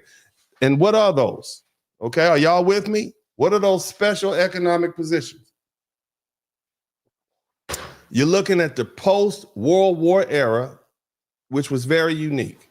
The U.S. had strong wages, and we had stable jobs for men, and we had cheap housing, and we had no global competition. Shout out to Mr. Jackson. I knew he was going to learn something. I'm giving you all kind of ammunition because they keep blaming all you young people for not getting married. You need to get married. You need to get married. That's your generation. You baby boomers got married. You had a different set of circumstances. All right, let me get back to the common situation. Look, the conditions have pushed marriage up temporarily after World War II, okay? Once women entered the workforce in large numbers, people married later, and divorced more, and more choices they had, marriage rates naturally declined. So when people say things were better back then because people were married, they're confusing cause and effect. People didn't become prosperous because they were married. They got married because the economy made it easy to do so at the moment in time. So in other words, people didn't get prosperous because they got married. People were prosperous and therefore they got married. Okay, so this nostalgia, in other words, all right, this nostalgia is misleading. People are comparing to today, 2026, to a one-time economic peak between 1945 and 1960, not to the broader sweep of American history. And when you look at the numbers across time, it becomes clear that that in the past, the past they're longing for, this making America great again thing, it was never a permanent reality. It was just a temporary bubble. Now, here's the thing. We get the marriage thing, right? I'm not against marriage. I'm 100% for marriage, but you got to look at it across the entirety of America. Now, here's some other stuff they say. You know what else they like to say? They like to say houses. Housing is a problem, right? Y'all can't afford houses. Back in the 50s, everybody had a house. So make America great again means having your own house. And see, this is one of the biggest things people complain about when they compare the 1950s to 2026. Because the house right now is about, $400,000. Houses back then, you can get one for a couple of months' salary, $7,000, right? They say the homes were so cheap back then. And yes, you're right. The homes were cheaper. In every sense of the word, they were cheaper. But people don't get the full picture. And why were they so cheap? What are you actually getting? Because see, the truth is, in the 1950s, the houses were cheap partly because they were easy to build and they were fast, but they were also standard, right? Their standards were dramatically lower. The land was abundant. The government heavily subsidized housing for some people, not black people. You black people didn't get houses. White folk got houses, okay? So let's start with the houses and what they actually look like. The typical post-war home in 1950 was 900 square feet, family. 900 square feet. The entire family had to live in 900 square feet. You looking at 2 bedrooms, 1 bathroom, and 1 small living room and a tiny kitchen. No bonus rooms. You don't have an office. You will not be doing any YouTube broadcast from your 900 square foot home. You do not have that. You don't have any walk-in closets. You don't have a garage. You might have one of those extended garages out in the back. So when it's cold outside, you got to go in there, lock the car in. You understand? Everything inside the house was standardized.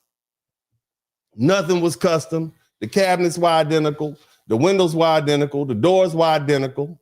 The entire neighborhood was built like an assembly style. Everything looked alike.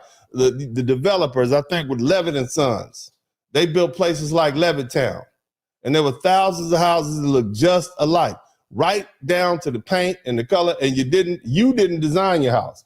You picked one of the 2 options of these prefabricated boxes. That's basically what they were. They were built fast. They used using new post-war materials like plywood and composition board, and they mass-produced wallpaper. The same industrial techniques used to build tanks and planes during World War II were repurposed to crank out houses. Speed mattered, comfort didn't. And they had very low standards.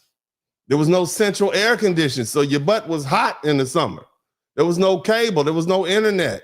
You didn't have a dishwasher. You had limited insulation, so your house was cold and your house was hot. This tiny house, you had one bathroom. Can you imagine living in a tiny 900 square foot house with one bathroom and you got a family of 4 or 5? A bunch of small bedrooms, barely enough room for a bed and a dresser.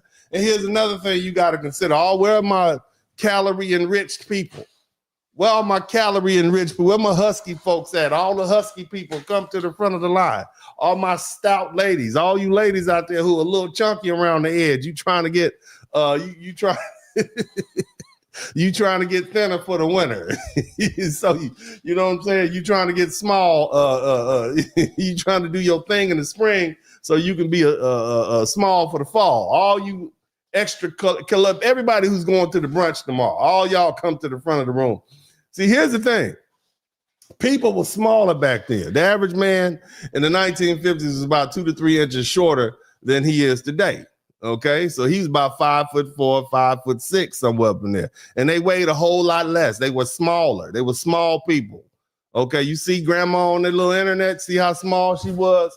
Same with the women. And the kids were smaller. So you can fit them kids in a little small bedroom. You put all them kids in a little twin bed. It's fine. You can't put these big husky children that you have in a twin bed. These kids eat too much. They eat McDonald's all day. You understand? That was normal. Twin beds were normal. Today, y'all need a king size bed just for yourself. You understand me? Some people, this is a one person bed, your king size, especially if you like to spread out. You know what I'm saying? You trying to fit a modern king size bed into a 1950s home, you just can't.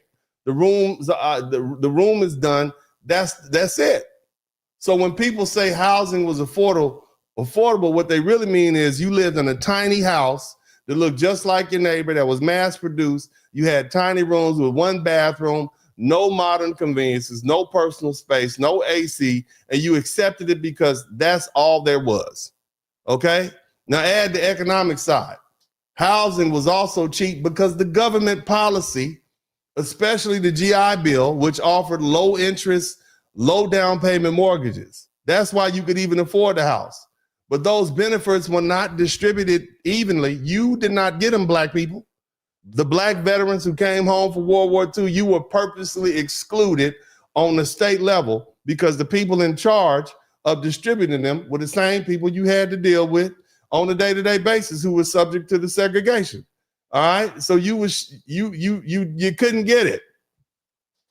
White veterans moved into those new suburbs with these government-backed loans, and your butt was still over there. No, you're not moving. The land was cheap because there was a lot of it. Post-war America was still expanding outward. Developers could buy huge tracts of undeveloped land and build thousands of identical houses, little tiny houses. Somebody type tiny house in the chat. Tiny 900 square foot houses, okay? Single family homes. One wage earner. You didn't need everybody working. Why I gotta work to pay for this 900 square foot house with no AC in it? Larry, what do you mean? I'm not working, Larry. Why she don't need to work? Okay. They worked some manufacturing jobs. They had a union. They went back to their small house. They put their little, and I'm gonna talk about the cars in a minute. But look, these small, bare bones, mass. Y'all want to go back to that? Y'all, that's what make America great again. Okay, that's what it does. I want you to. So when someone says "make America great again," and points to the housing and what they're really saying is, I want you to live in a 900 square foot box with one bedroom, tiny bedrooms, no air conditioning, no privacy, no customization, no modern expectations. And you call that the good old days? That's the trade-off. You see? And once you begin to and you black people are excluded from that, all of y'all are going to live in the ghetto. Okay? All of y'all. You are not going to move there. Okay? So once you understand what people are actually living with, that nostalgia, it starts to fall apart. Now let's talk about the cars. Oh, we can afford a car. Look, somebody in the chat room, you could get a used car for $100, and I'm gonna explain why you can get a used car for $100. See, a lot of people like to compare between the 1950s and the how much cars cost. Now, what is a car? You might get a nice luxury car for $100,000 new, okay? You might get a used car for maybe $15,000, $20,000, but they will say cars were so much cheaper back then. Yeah, you could get a car for a couple of months' salary, right? The average salary was like $3,200, so you spend $900 and you got a car. Cars were cheaper. But again, people don't fully understand what they were driving or what they were dealing with. The reason the cars were cheap in the 1950s is because they were death traps. They broke down constantly, and they almost had no safety measure at all. That's not an exaggeration. That's reality. This is why you had the shade tree mechanic. That was real. Everybody had to repair their car all the time because cars were always breaking down. If you didn't fix it yourself, you knew someone who could. Cars weren't reliable machines. You just drove for years. They were ongoing projects. You see, and safety was almost non-existent. By today's standards, the 1950 cars, they were extremely dangerous. They had no seat belts in most of the cars. They didn't have airbags. They didn't have crumple zones. They didn't have anti-lock locking brakes. They had no tracking control. They didn't have power steer. The steering columns were rigid metal spears, okay, aimed directly at your chest, okay? The dashboard was solid steel with sharp knobs sticking out of them. If you crashed, your body became the cushion. You were the airbag. You understand me? And this was called the second collision. They had a name for it, the second collision. You survived hitting the other car only to be killed by your own dashboard and steering wheel where you were pierced through the chest. Braking was terrible. Cars used four-wheel drum brakes that they just went out quickly, especially on highway speeds. And tires were trash.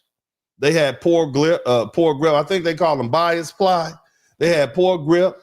Driving in the rain was hazardous, right? And handling was unpredictable. In heavy cars didn't mean a safe car. They meant hard, unforgiving cars that transferred crash energy directly into your little fragile human body. You and your kids riding down the highway with no seatbelts on. This is what happened. So you know what was up back then? Traffic deaths were high. In the mid-1950s, the U.S. saw around 35,000 to 40,000 traffic deaths every year. Hopping in the car was dangerous. Even though there were far few cars on the road and people drove far fewer miles than they do today, it was deadly on the road. You could die out there, man. You see? Now, people like to say they don't make cars like they used to. What they really mean is they were simple, but they weren't durable, okay? In the 1950s, they rusted quick because there was no rust protection. And here's the thing, after about 100,000, they were done after 100,000 miles. They required constant maintenance, oil changes every few thousand miles. You had frequent brake adjustment, greasing, steering components. Steering components were jacked up. They were prone to stalling. They flooded. And a cold start probably, they had carburetors, so they couldn't start in the cold. And they were easy to fix because they needed to be fixed all the time. You understand me? I've had some buckets. I mean, I had a 1965 Cadillac. And I used to ride that car around, but once you get it started, you had to keep it driving because if it stopped, then you got a problem. I had a 1971 Chevy Impala, and that was cool, but it always had issues. You understand what I'm saying? I thought it was me, like maybe I'm a bad car owner or something like that. But no, come to find out, that was just the problem. Today, you got cars that can run up to 150, 200,000, 300,000 miles with basic maintenance. And that was just unheard of in the 1950s. So why were they cheaper? These cars that people say were cheaper, they were cheaper for a few reasons. They high volume mass production, Automakers like Ford and Chevy and Chrysler, they perfected the assembly line manufacturing technique after World War II. And so they just carried that over into making cars. And the other thing, they had a very basic design. It was a standard car, came with almost nothing, right? You had some options. Things were considered basic, like seat belts and heaters. You didn't have a heater in your car. Turn signals, you didn't have people used to turn like that, going straight or going right, going left. You see what I mean? Can you imagine sticking your arm out the window all the time to let people know when you're going to turn? Nah, that was an option. Side mirrors were an option. Power steering was an option. Air conditioning was an option, and that probably barely worked, right? But these days, that stuff is not optional. You understand? And some of the stuff that we have now just, it wasn't available. And the other thing is there was no investment in safety or longevity. There was no expensive research and development department for crash testing and safety and engineering, none of that. And so when you adjust for inflation, many of the 1950s cars actually are similar in real dollars to modern day cars, but delivered far less safety and value and lifespan. So the real trade-off, so when someone says make America great again and points to how cheap the cars were, right? Cars that kill people more often, that break down all the time, that rust out early and require nonstop repair. Don't pretend that was better. Cars were cheaper, but they were cheaper because they were unsafe, they were unreliable, they had short lifespans, and preserving human life in them doing the crash was not priority. So that trade-off, that nostalgia, they forget about that. And once you understand that those cars really what they really were, the romance disappears. Now let's move on to college. Are y'all still with me? Are y'all learning something? If you learn something, let me know. If you learn something, hit the number 1 button. If you learn something, matter of fact, if you learn something, subscribe to the channel. Now, what about when they say, well, college was cheaper in the 1950s? And that's true. College was cheap. But again, people don't know the whole story. College was cheap because the government paid for it. The government didn't pay, and they wasn't paying for you, okay? The government, black people, they weren't paying out of kindness. The government paid for it because millions of young men had gone to war, and a lot of them had come back. And if you wanted free college in the 1950s, the main way you could do it is get the GI Bill. And that means before you set foot on the college campus for free, you had to be willing to risk all that you had in your life. You had to be willing to go overseas during World War II and get dropped off in a foreign country and crawl through mud and face artillery and machine gun fire and bombing raids. You had to be willing to sit in trenches surrounded by dead bodies and former friends and men you trained with, young men that look just like you. And that's why the price of college was cheap. You understand me? Yeah. The Servicemen Readjustment Act, 1944, known as the GI Bill. It paid your tuition and your books and even your living expenses for millions of returning veterans, white men, not your all black behinds. Okay? All right. So you was excluded from that. All right. Nevertheless, it increased tremendously. It increased the college enrollment and it helped build a skilled workforce, but it was earned through military service. It wasn't given out free. And even then, access wasn't equal. Black veterans they were denied oftentimes admission to universities or blocked by segregation and discrimination, especially in the South. So even the benefits of cheap college were unevenly distributed. And now beyond the GI Bill, college was cheap for other reasons. After World War II, the federal government poured massive amounts of money into these universities, especially for science and engineering and defense research. The Cold War made higher education a national security priority, and universities were treated like weapons factories, just like chalkboards inside of a tank. You understand? But states also played a huge role. See, public universities were heavily funded by state governments, and some systems like the California public university system were designed to be tuition free or nearly free. And the idea was educate the population and fuel economic growth. And corporations got involved. Big companies donated money and equipment and research and funding to universities. And they made sure that there was a steady pipeline of trained workers and researchers And higher education was treated as an investment, not just a personal expense. And here's another key point that you need to understand. Back then, college wasn't required for most jobs. You could graduate high school, walk into a factory, and join a union and get a skilled labor because remember, they needed you. So college was cheap in the 1950s. What they really saying is the government paid for it. Veterans paid for it with their bodies and trauma. And states, through your tax dollars, subsidized it heavily. And corporations got involved because they needed an educated population. And fewer people, but see, here's the thing. Higher education was treated like a public good, not a luxury. You understand? But if you want, here's the trade-off, family. Do you want to go to war? That's what you want to do? Huh? You want the government to massively fund that? Because see, when the government funds something, who eventually has to pay for it? Huh? What I'm trying to let me get to the main point. If you want to make America great again, you need to pay what America needed you to pay. All right?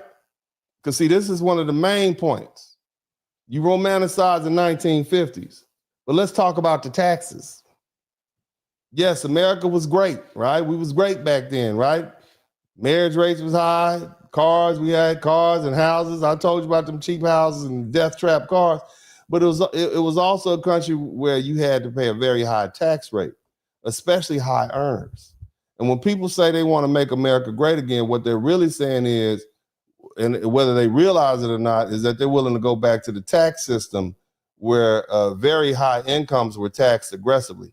In the 1950s, the statutory marginal tax rate was as high as 91%. 91%. That means if you earn above, let's say, let me put it in context. In the early 1950s, the top tax bracket income was over roughly $200,000 for a single filer and about $400,000 for a married couple. Now, if you adjust that for information, so that means anybody, single person who made over $200,000 was taxed at 91%. Married couples were taxed at 91% if they made $400,000.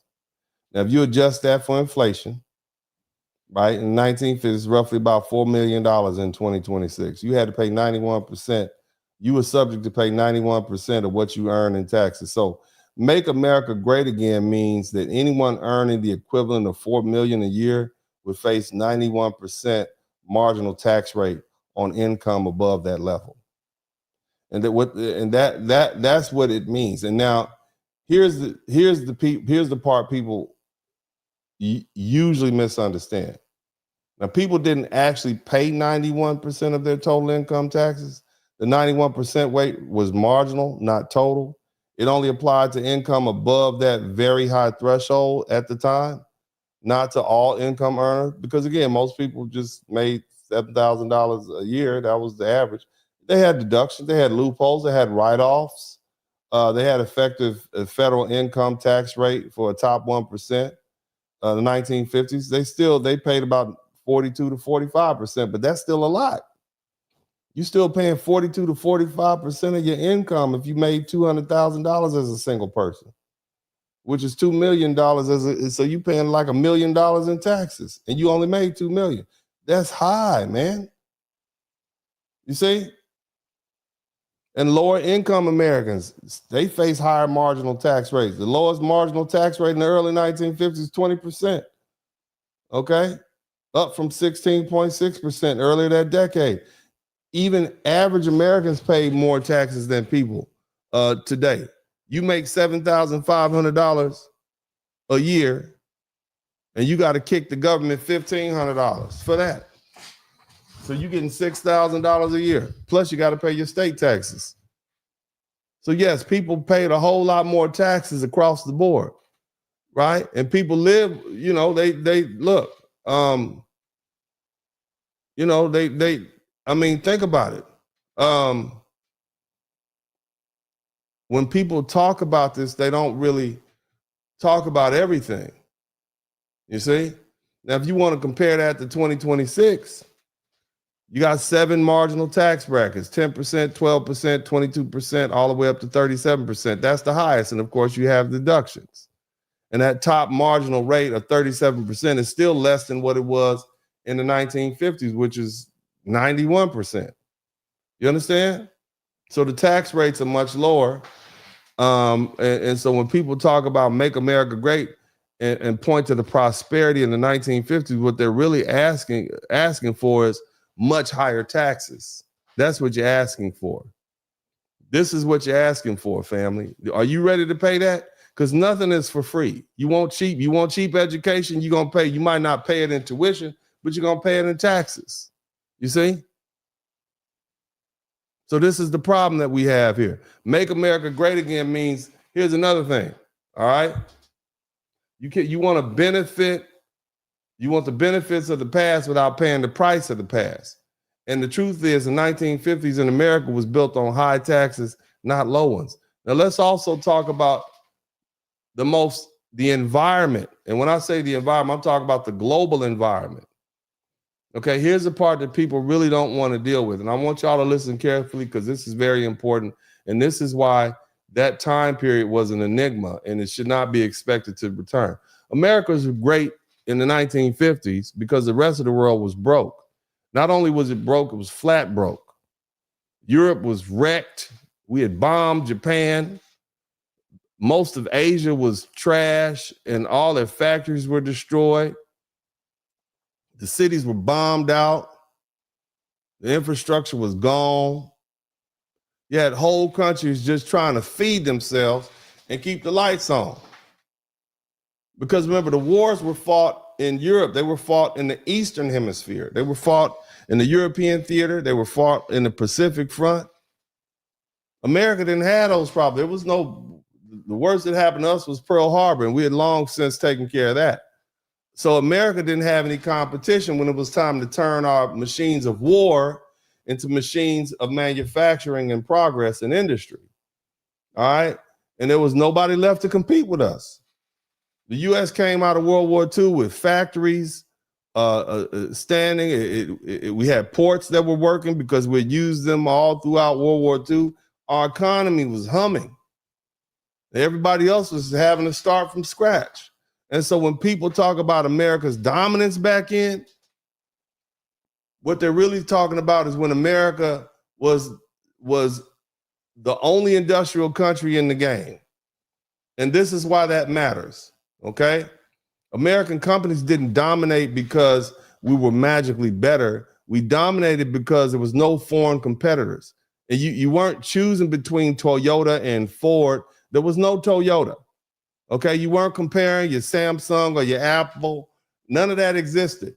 You weren't buying iPhones. You weren't buying foreign electronics.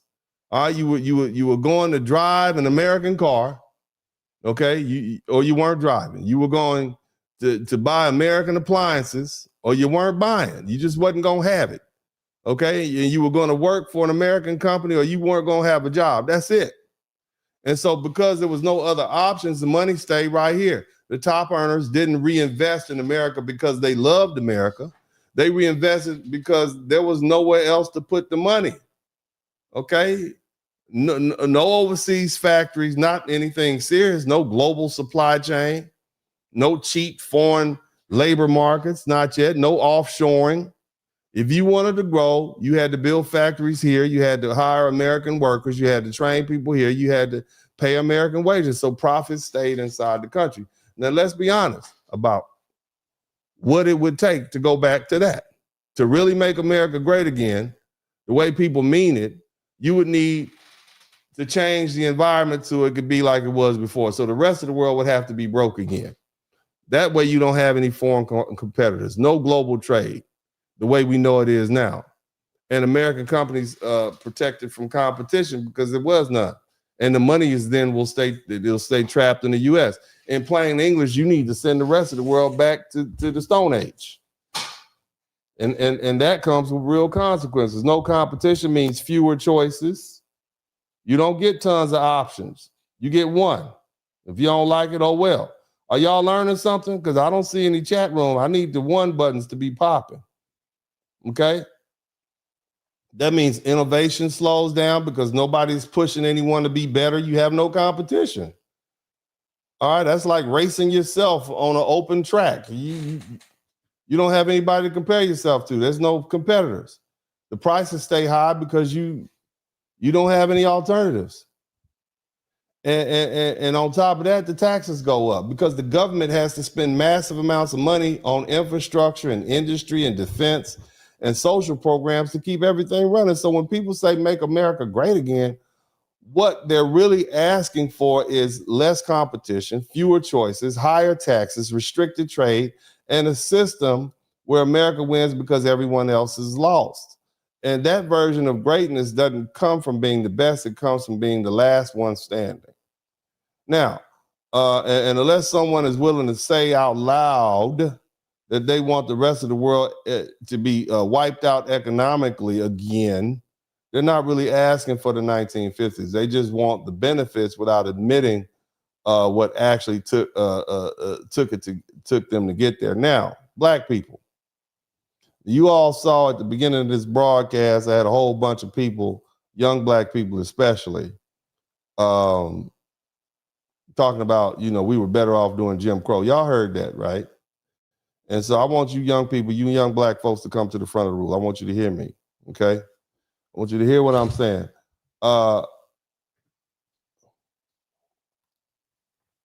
When Black people say we were better off doing Jim Crow, it shows you really don't understand history. And that statement is not just wrong, it's disrespectful. It's a slap in the face to the Black men and the Black women who fought and who were shot and stabbed and beaten and imprisoned and unalived during segregation and before that. To say we were better off back then is an insult to every Black leader who put their life on the line.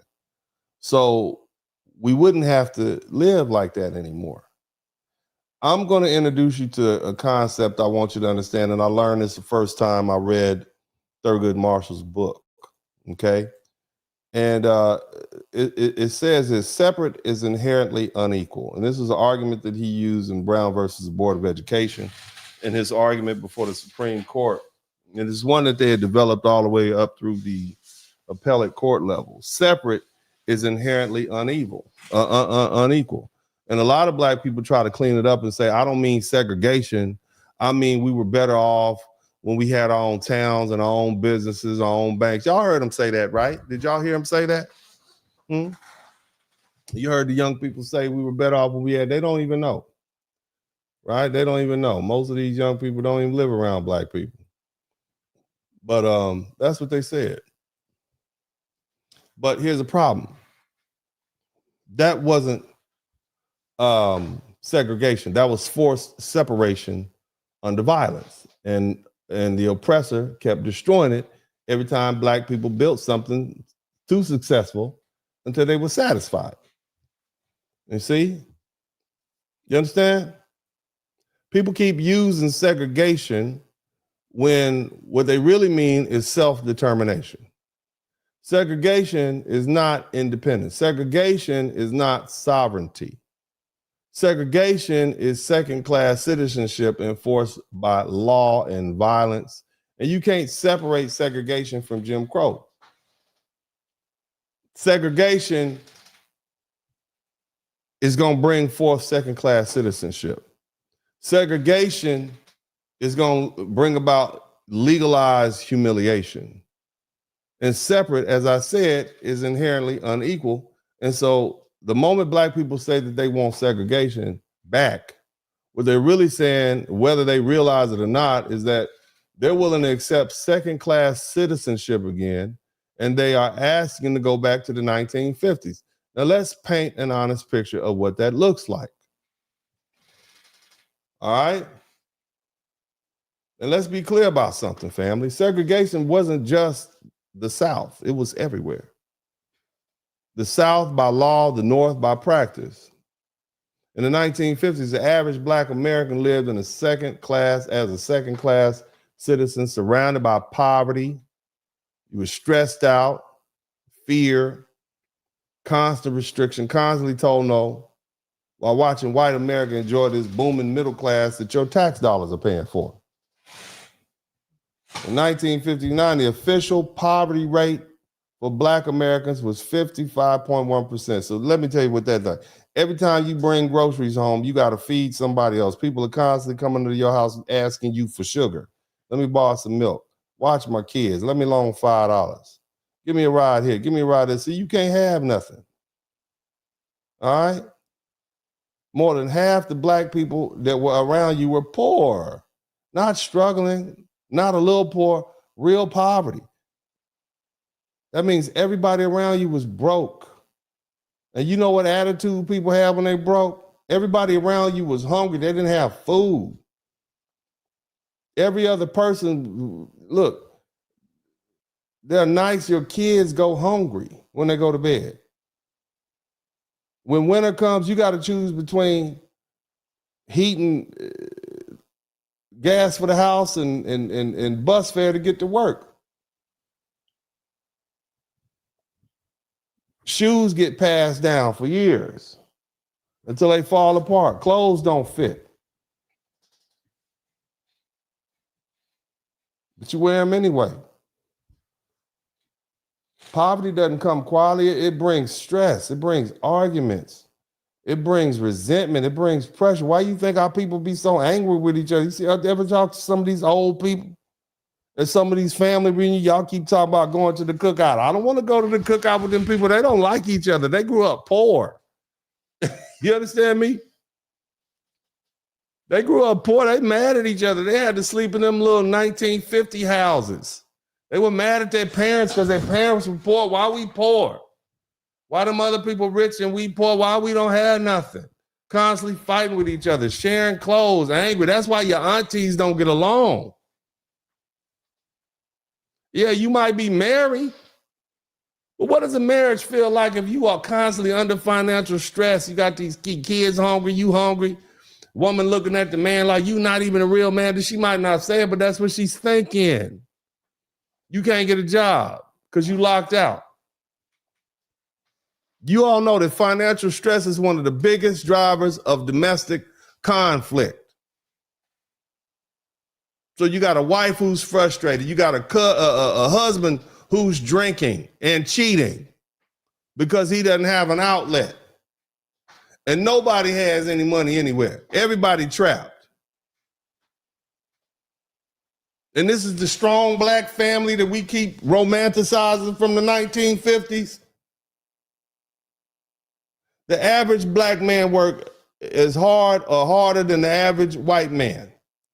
And he earned 50 to 60% of what the white worker earned. Same job, same work day.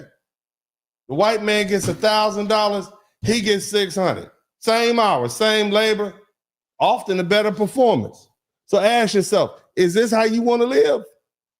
Because that's how they were living. And even if you did have a job, you were picking, you were agriculture, you were porter, which means you running and fetching.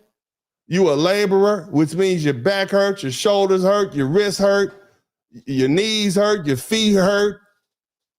Or you were down there on your knees shining shoes or cutting somebody's lawn. So Black men, here's your reality. Back then, you're an educated man. You probably went to one of the Negro colleges. You might even have an engineering degree and you shining shoes with your engineering degree. You are well-spoken a servant. And your wife, she always looking at you side-eye. She married an engineer and you a shoe shine boy. She might be a trained nurse or a teacher, went to a teacher college, got great grades in high school, gifted. But there are only so many jobs to go around at the Black hospital and the Black school. So she cleaning toilets for white folk. Degree in one hand and a toilet scrubber in another. Education just wasted. Maybe she sells fruit or they has some little small hustle on the side like sewing. But this is what we had jobs. This is what it looked like. And here's the other thing. If you weren't poor, you were unemployed, twice as much as white folk, and no help. You see? And let's not talk about housing.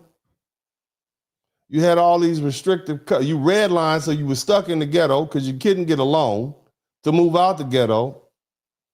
So no matter how much money you made, you still lived in the ghetto. So you come home from work, you're a doctor, you're a lawyer, you're a school teacher, people smoking weed and cigarettes in the alley, drinking, fighting, gambling, shooting, playing loud music. Your wife, your daughters, your kids, they lived in that. Your sons grow up around criminals. Your daughters date thugs. They have to deal with thugs and catcalls. Your grandkids end up worse off than their ancestors because the people who they were around.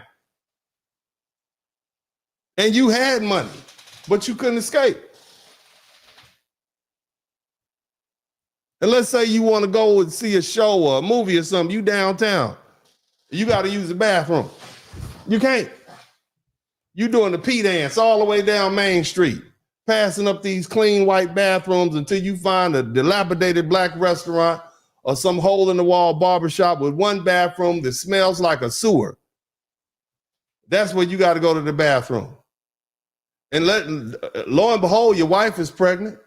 You got a white hospital right down the street, but the black hospital is 30 miles away. Guess where you're going to be driving when she's in labor in your car? And hopefully it doesn't break down. But here's the cold part about it. If there's no black doctor on duty, you might get a wet nurse instead of a physician. And that's why black infant mortality was so high back then. That's why black women died during childbirth back then. It's still high now without segregation. Imagine how bad it was back then. When you talk about make America great again, and let's go back to the 1950s, we were better doing segregation. Hell, even after segregation was made illegal, we were still segregated. Black kids went to dilapidated buildings. You heard that nice elderly lady talk about the outdated textbooks she had and the old equipment. They were like 15 years behind the white folks. The white kids would purposely snatch the pages out the books because they knew they were going to the black kids. Nevertheless, so when it's time for college, you didn't qualify. You struggled to catch up. And the system designed that way.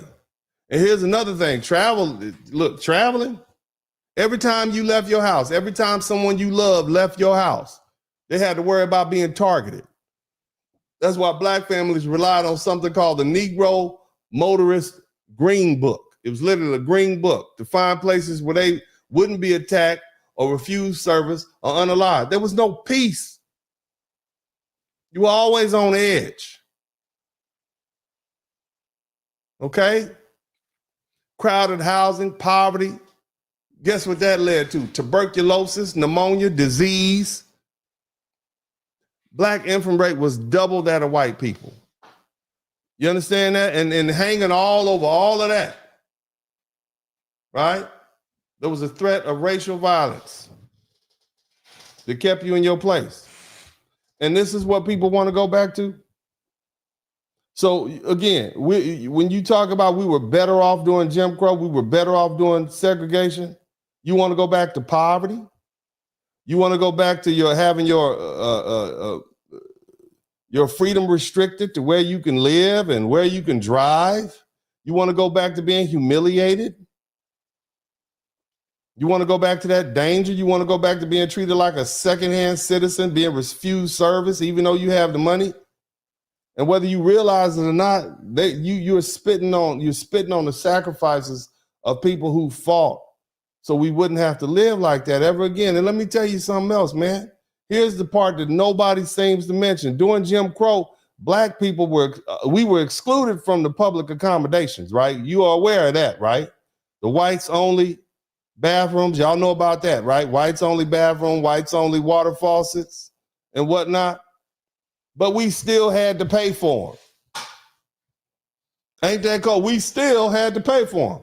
Our tax dollars, our federal and state tax dollars funded those white schools and funded those white hospitals and funded those white parks and those white neighborhoods and those white college educations and those white swimming pools, places where we were legally barred from using.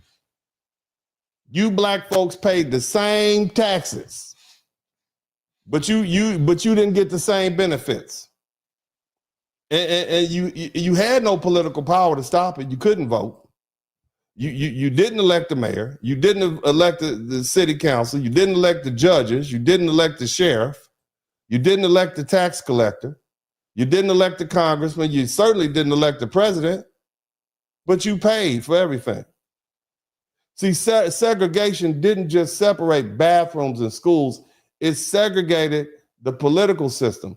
Other people control your tax money.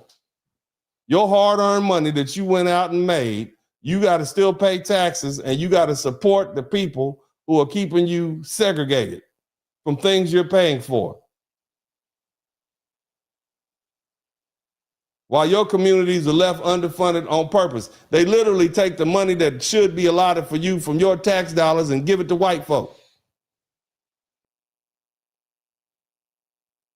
Even if you were one of the few black people earning serious money, you were equally taxed and unequally treated. If you hit the top bracket, you were subject to pay 91% marginal tax rate. And yet you still lived as a second-class citizen with no representation. That is taxation without representation. That's the reason this country, that's the reason it popped off in 1776 in the first place. So anyone saying that they want to go back to segregation either doesn't understand it or doesn't respect people who fought. So why would you want to do that again, family? Now, again, let's go ahead and start wrapping this up, man. Let's go ahead and wrap this up, man. I need y'all to, because we started off talking about marriage, right? They said we were better off because we were married. That's where this conversation came from. We were better off married, so we was, that's what they say. The Charlie Kirk folk, they always throw black people were better off. You were better because you had marriage. They don't say anything about the poverty. They don't say anything about how we were excluded, right? They trying to convince you black folk that you were better off paying for the, living like we were living in the 1950s. Maybe white folk were doing good, but we were doing horrible. Okay? Let's just be mindful of that. I think I made that point. Now, when black people say, or when people say black people were better off during the 1950s because the marriage rates were high, that statement is wildly inaccurate and it's disrespectful because it ignores the poverty and the segregation and the dehumanization of second-class citizenship and the nonstop racial terror.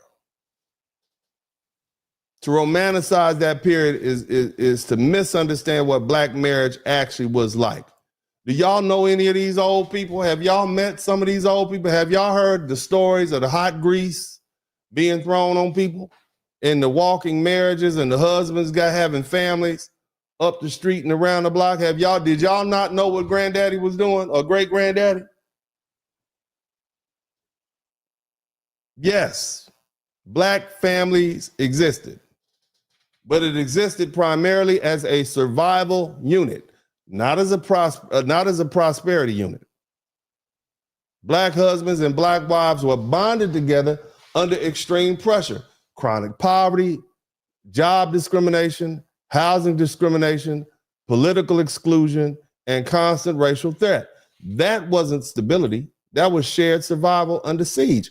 Black households earned far less than white households and had almost no accumulated wealth. And by the 1950s, over 55% of black people lived in poverty.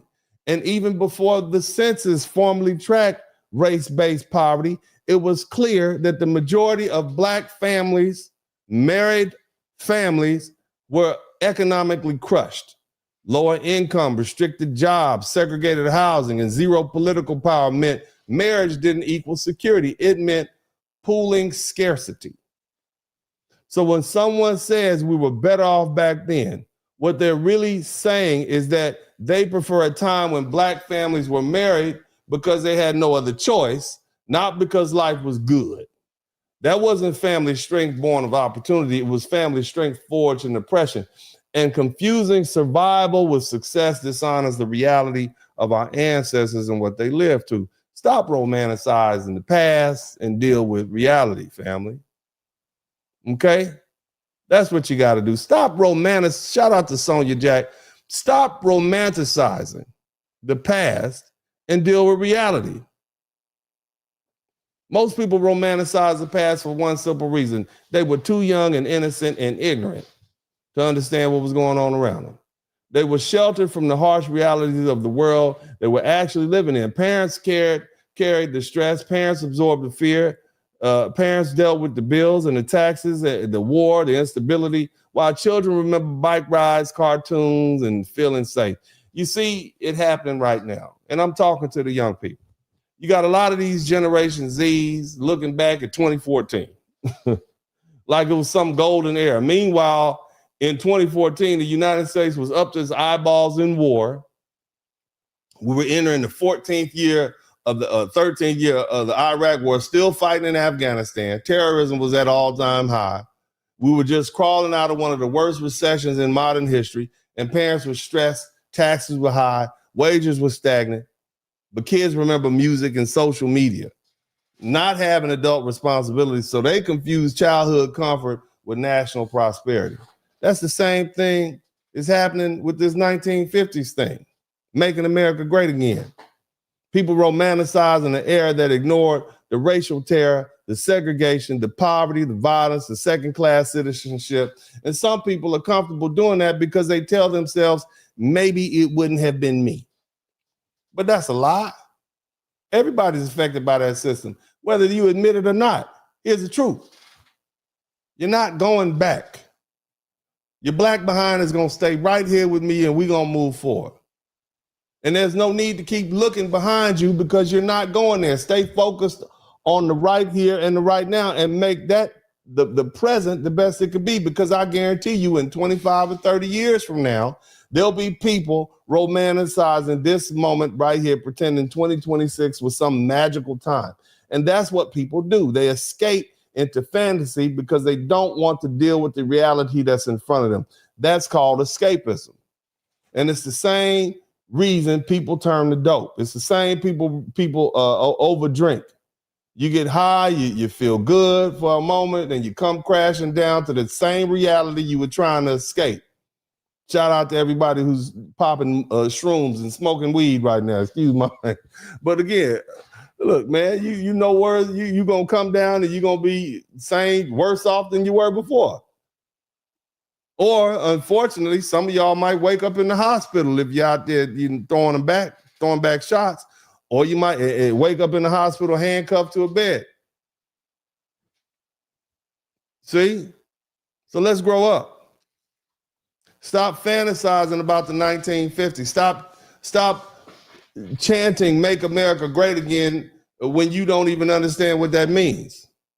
The people who lived in the 1950s will look at 2026 and tell you flat out, America was not great back then. Progress has happened.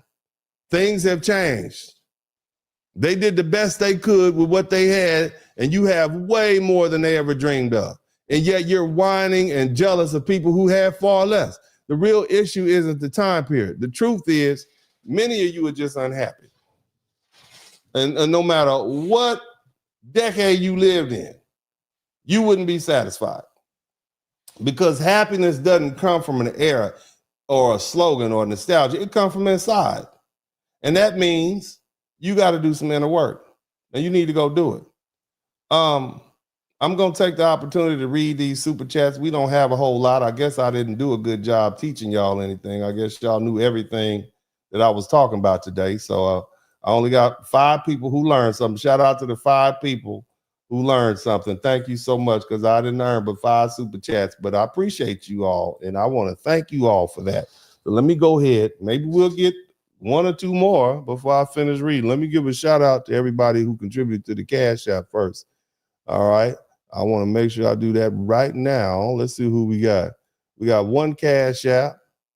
Jamal Robinson, thank you so much, brother, for the $100. I appreciate you. We got one Cash App and we got 5 Super Chats. Let's go ahead and read these Super Chats.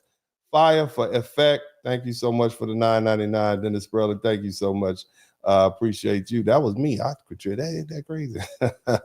I didn't think the Cash App was working. I had to contribute to myself. So really only got 4 Super Chats. Shout out to Downrange Segregation will bring Jim Crow 2.0 1,000. You sure right. L. Jackson, thank you for the $19.99. And also Sonia 96.94. Them folks discriminated among skin to further divide. Thank you so much. I appreciate everybody who contributed to the Super Chat. Maybe we'll get some folk on a rebroadcast who learn something and you'll contribute with a super heart or something like that. Or you can hit the Cash App up. But anyway, family, we're not gonna hold you up too much longer. Did y'all learn something? Really though, I just need to know. Did you learn something?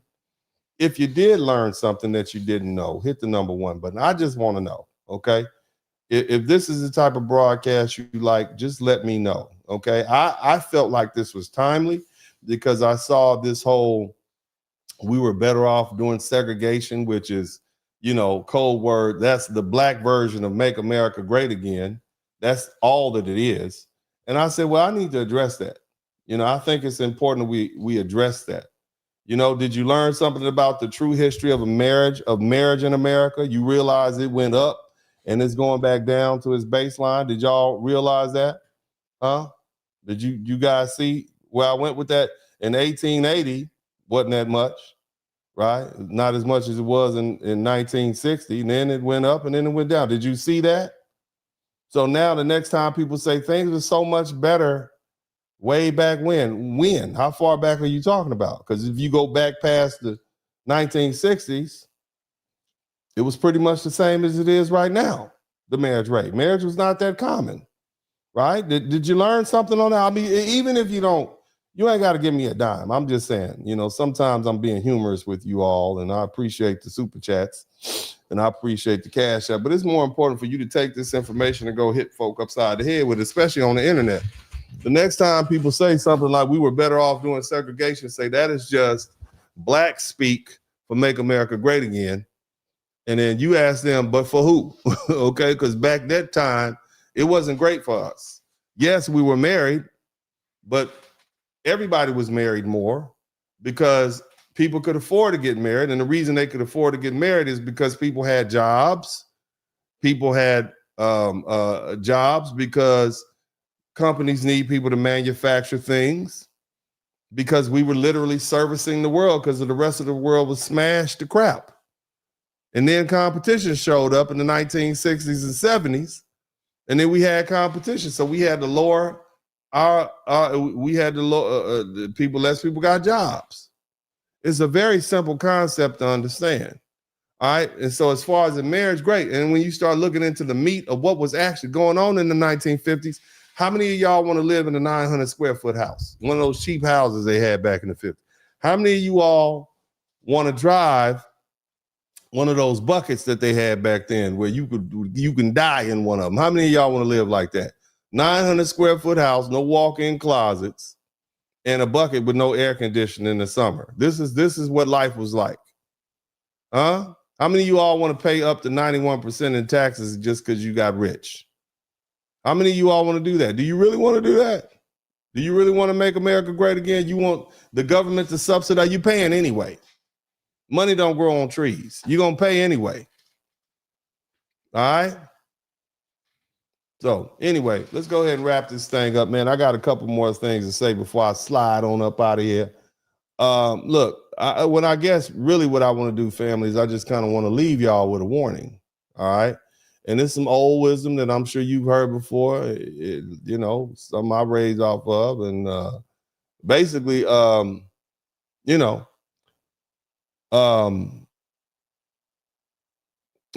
supremacists have always been good at giving black people exactly what they asked for. All right, whether we talk about the 1991 crime bill or 1994 crime bill, when we said we need to stop all this crime, and remember they did that? Joe Biden and Bill Clinton got together. They stopped crime all right, and they stopped black progress too. You see? They give us exactly what we asked for, and then they stand back while we suffer the consequences. History is full of examples where we begged for something and demanded something or romanticized something, only to realize too late that we should have never asked for that in the first place. You need to understand, when you say we were better off segregated, or you flirt with "Make America Great Again," you're doing the job. You're doing their work for them. You telling people who've never had your best interest at heart that you're willing to accept less rights and less power, less protection, and less dignity, as long as they wrap it in nostalgia and tell you a bedtime story about the past. Shout out to B Hunter, the spot. We got 6 super chats. If we can get to 10, that'll be a win, okay? But you need to be careful what you ask for, because if segregation comes back, it will not be the fake, cleaned up version you imagine in your head. It will not be black businesses and tight families and community pride. It will be straight up humiliation. It'll be political powerlessness. It'll be economic exclusion, which means you can't get a loan, you can't get a home loan, you can't get a car loan, and it'll be straight up police state violence, no recourse. And once you get it, it's not going to be a reset button. It's not going to be an apology. It's not going to be an Uno reverse. It's not going to be an undo. It's not going to be a oops, we made a mistake. White supremacists don't have to force it on you if you dumb enough to request it yourself. And that's the cold hard truth, man. And some of you are not actually nostalgic. You're just unhappy. You're dissatisfied with your life. You're frustrated with the present. Instead of doing the hard work of fixing it or fixing what's in front of you, you want to escape into fantasy where responsibility disappears and someone else takes control. That's not history. That's avoidance. And sometimes when you get what you ask for, you realize too late that you never wanted it at all. So stop asking to go backwards. Stop glamorizing suffering. Stop disrespecting our people who fought so hard to get us out of that position to where we are now. Okay? And most importantly, stop handing your future over to people who've already shown you over and over again exactly what they'll do with it. Now, that being the case, you've been warned. God bless you. I love you all. This is Uncle D, and as I always say at this time, I'm out.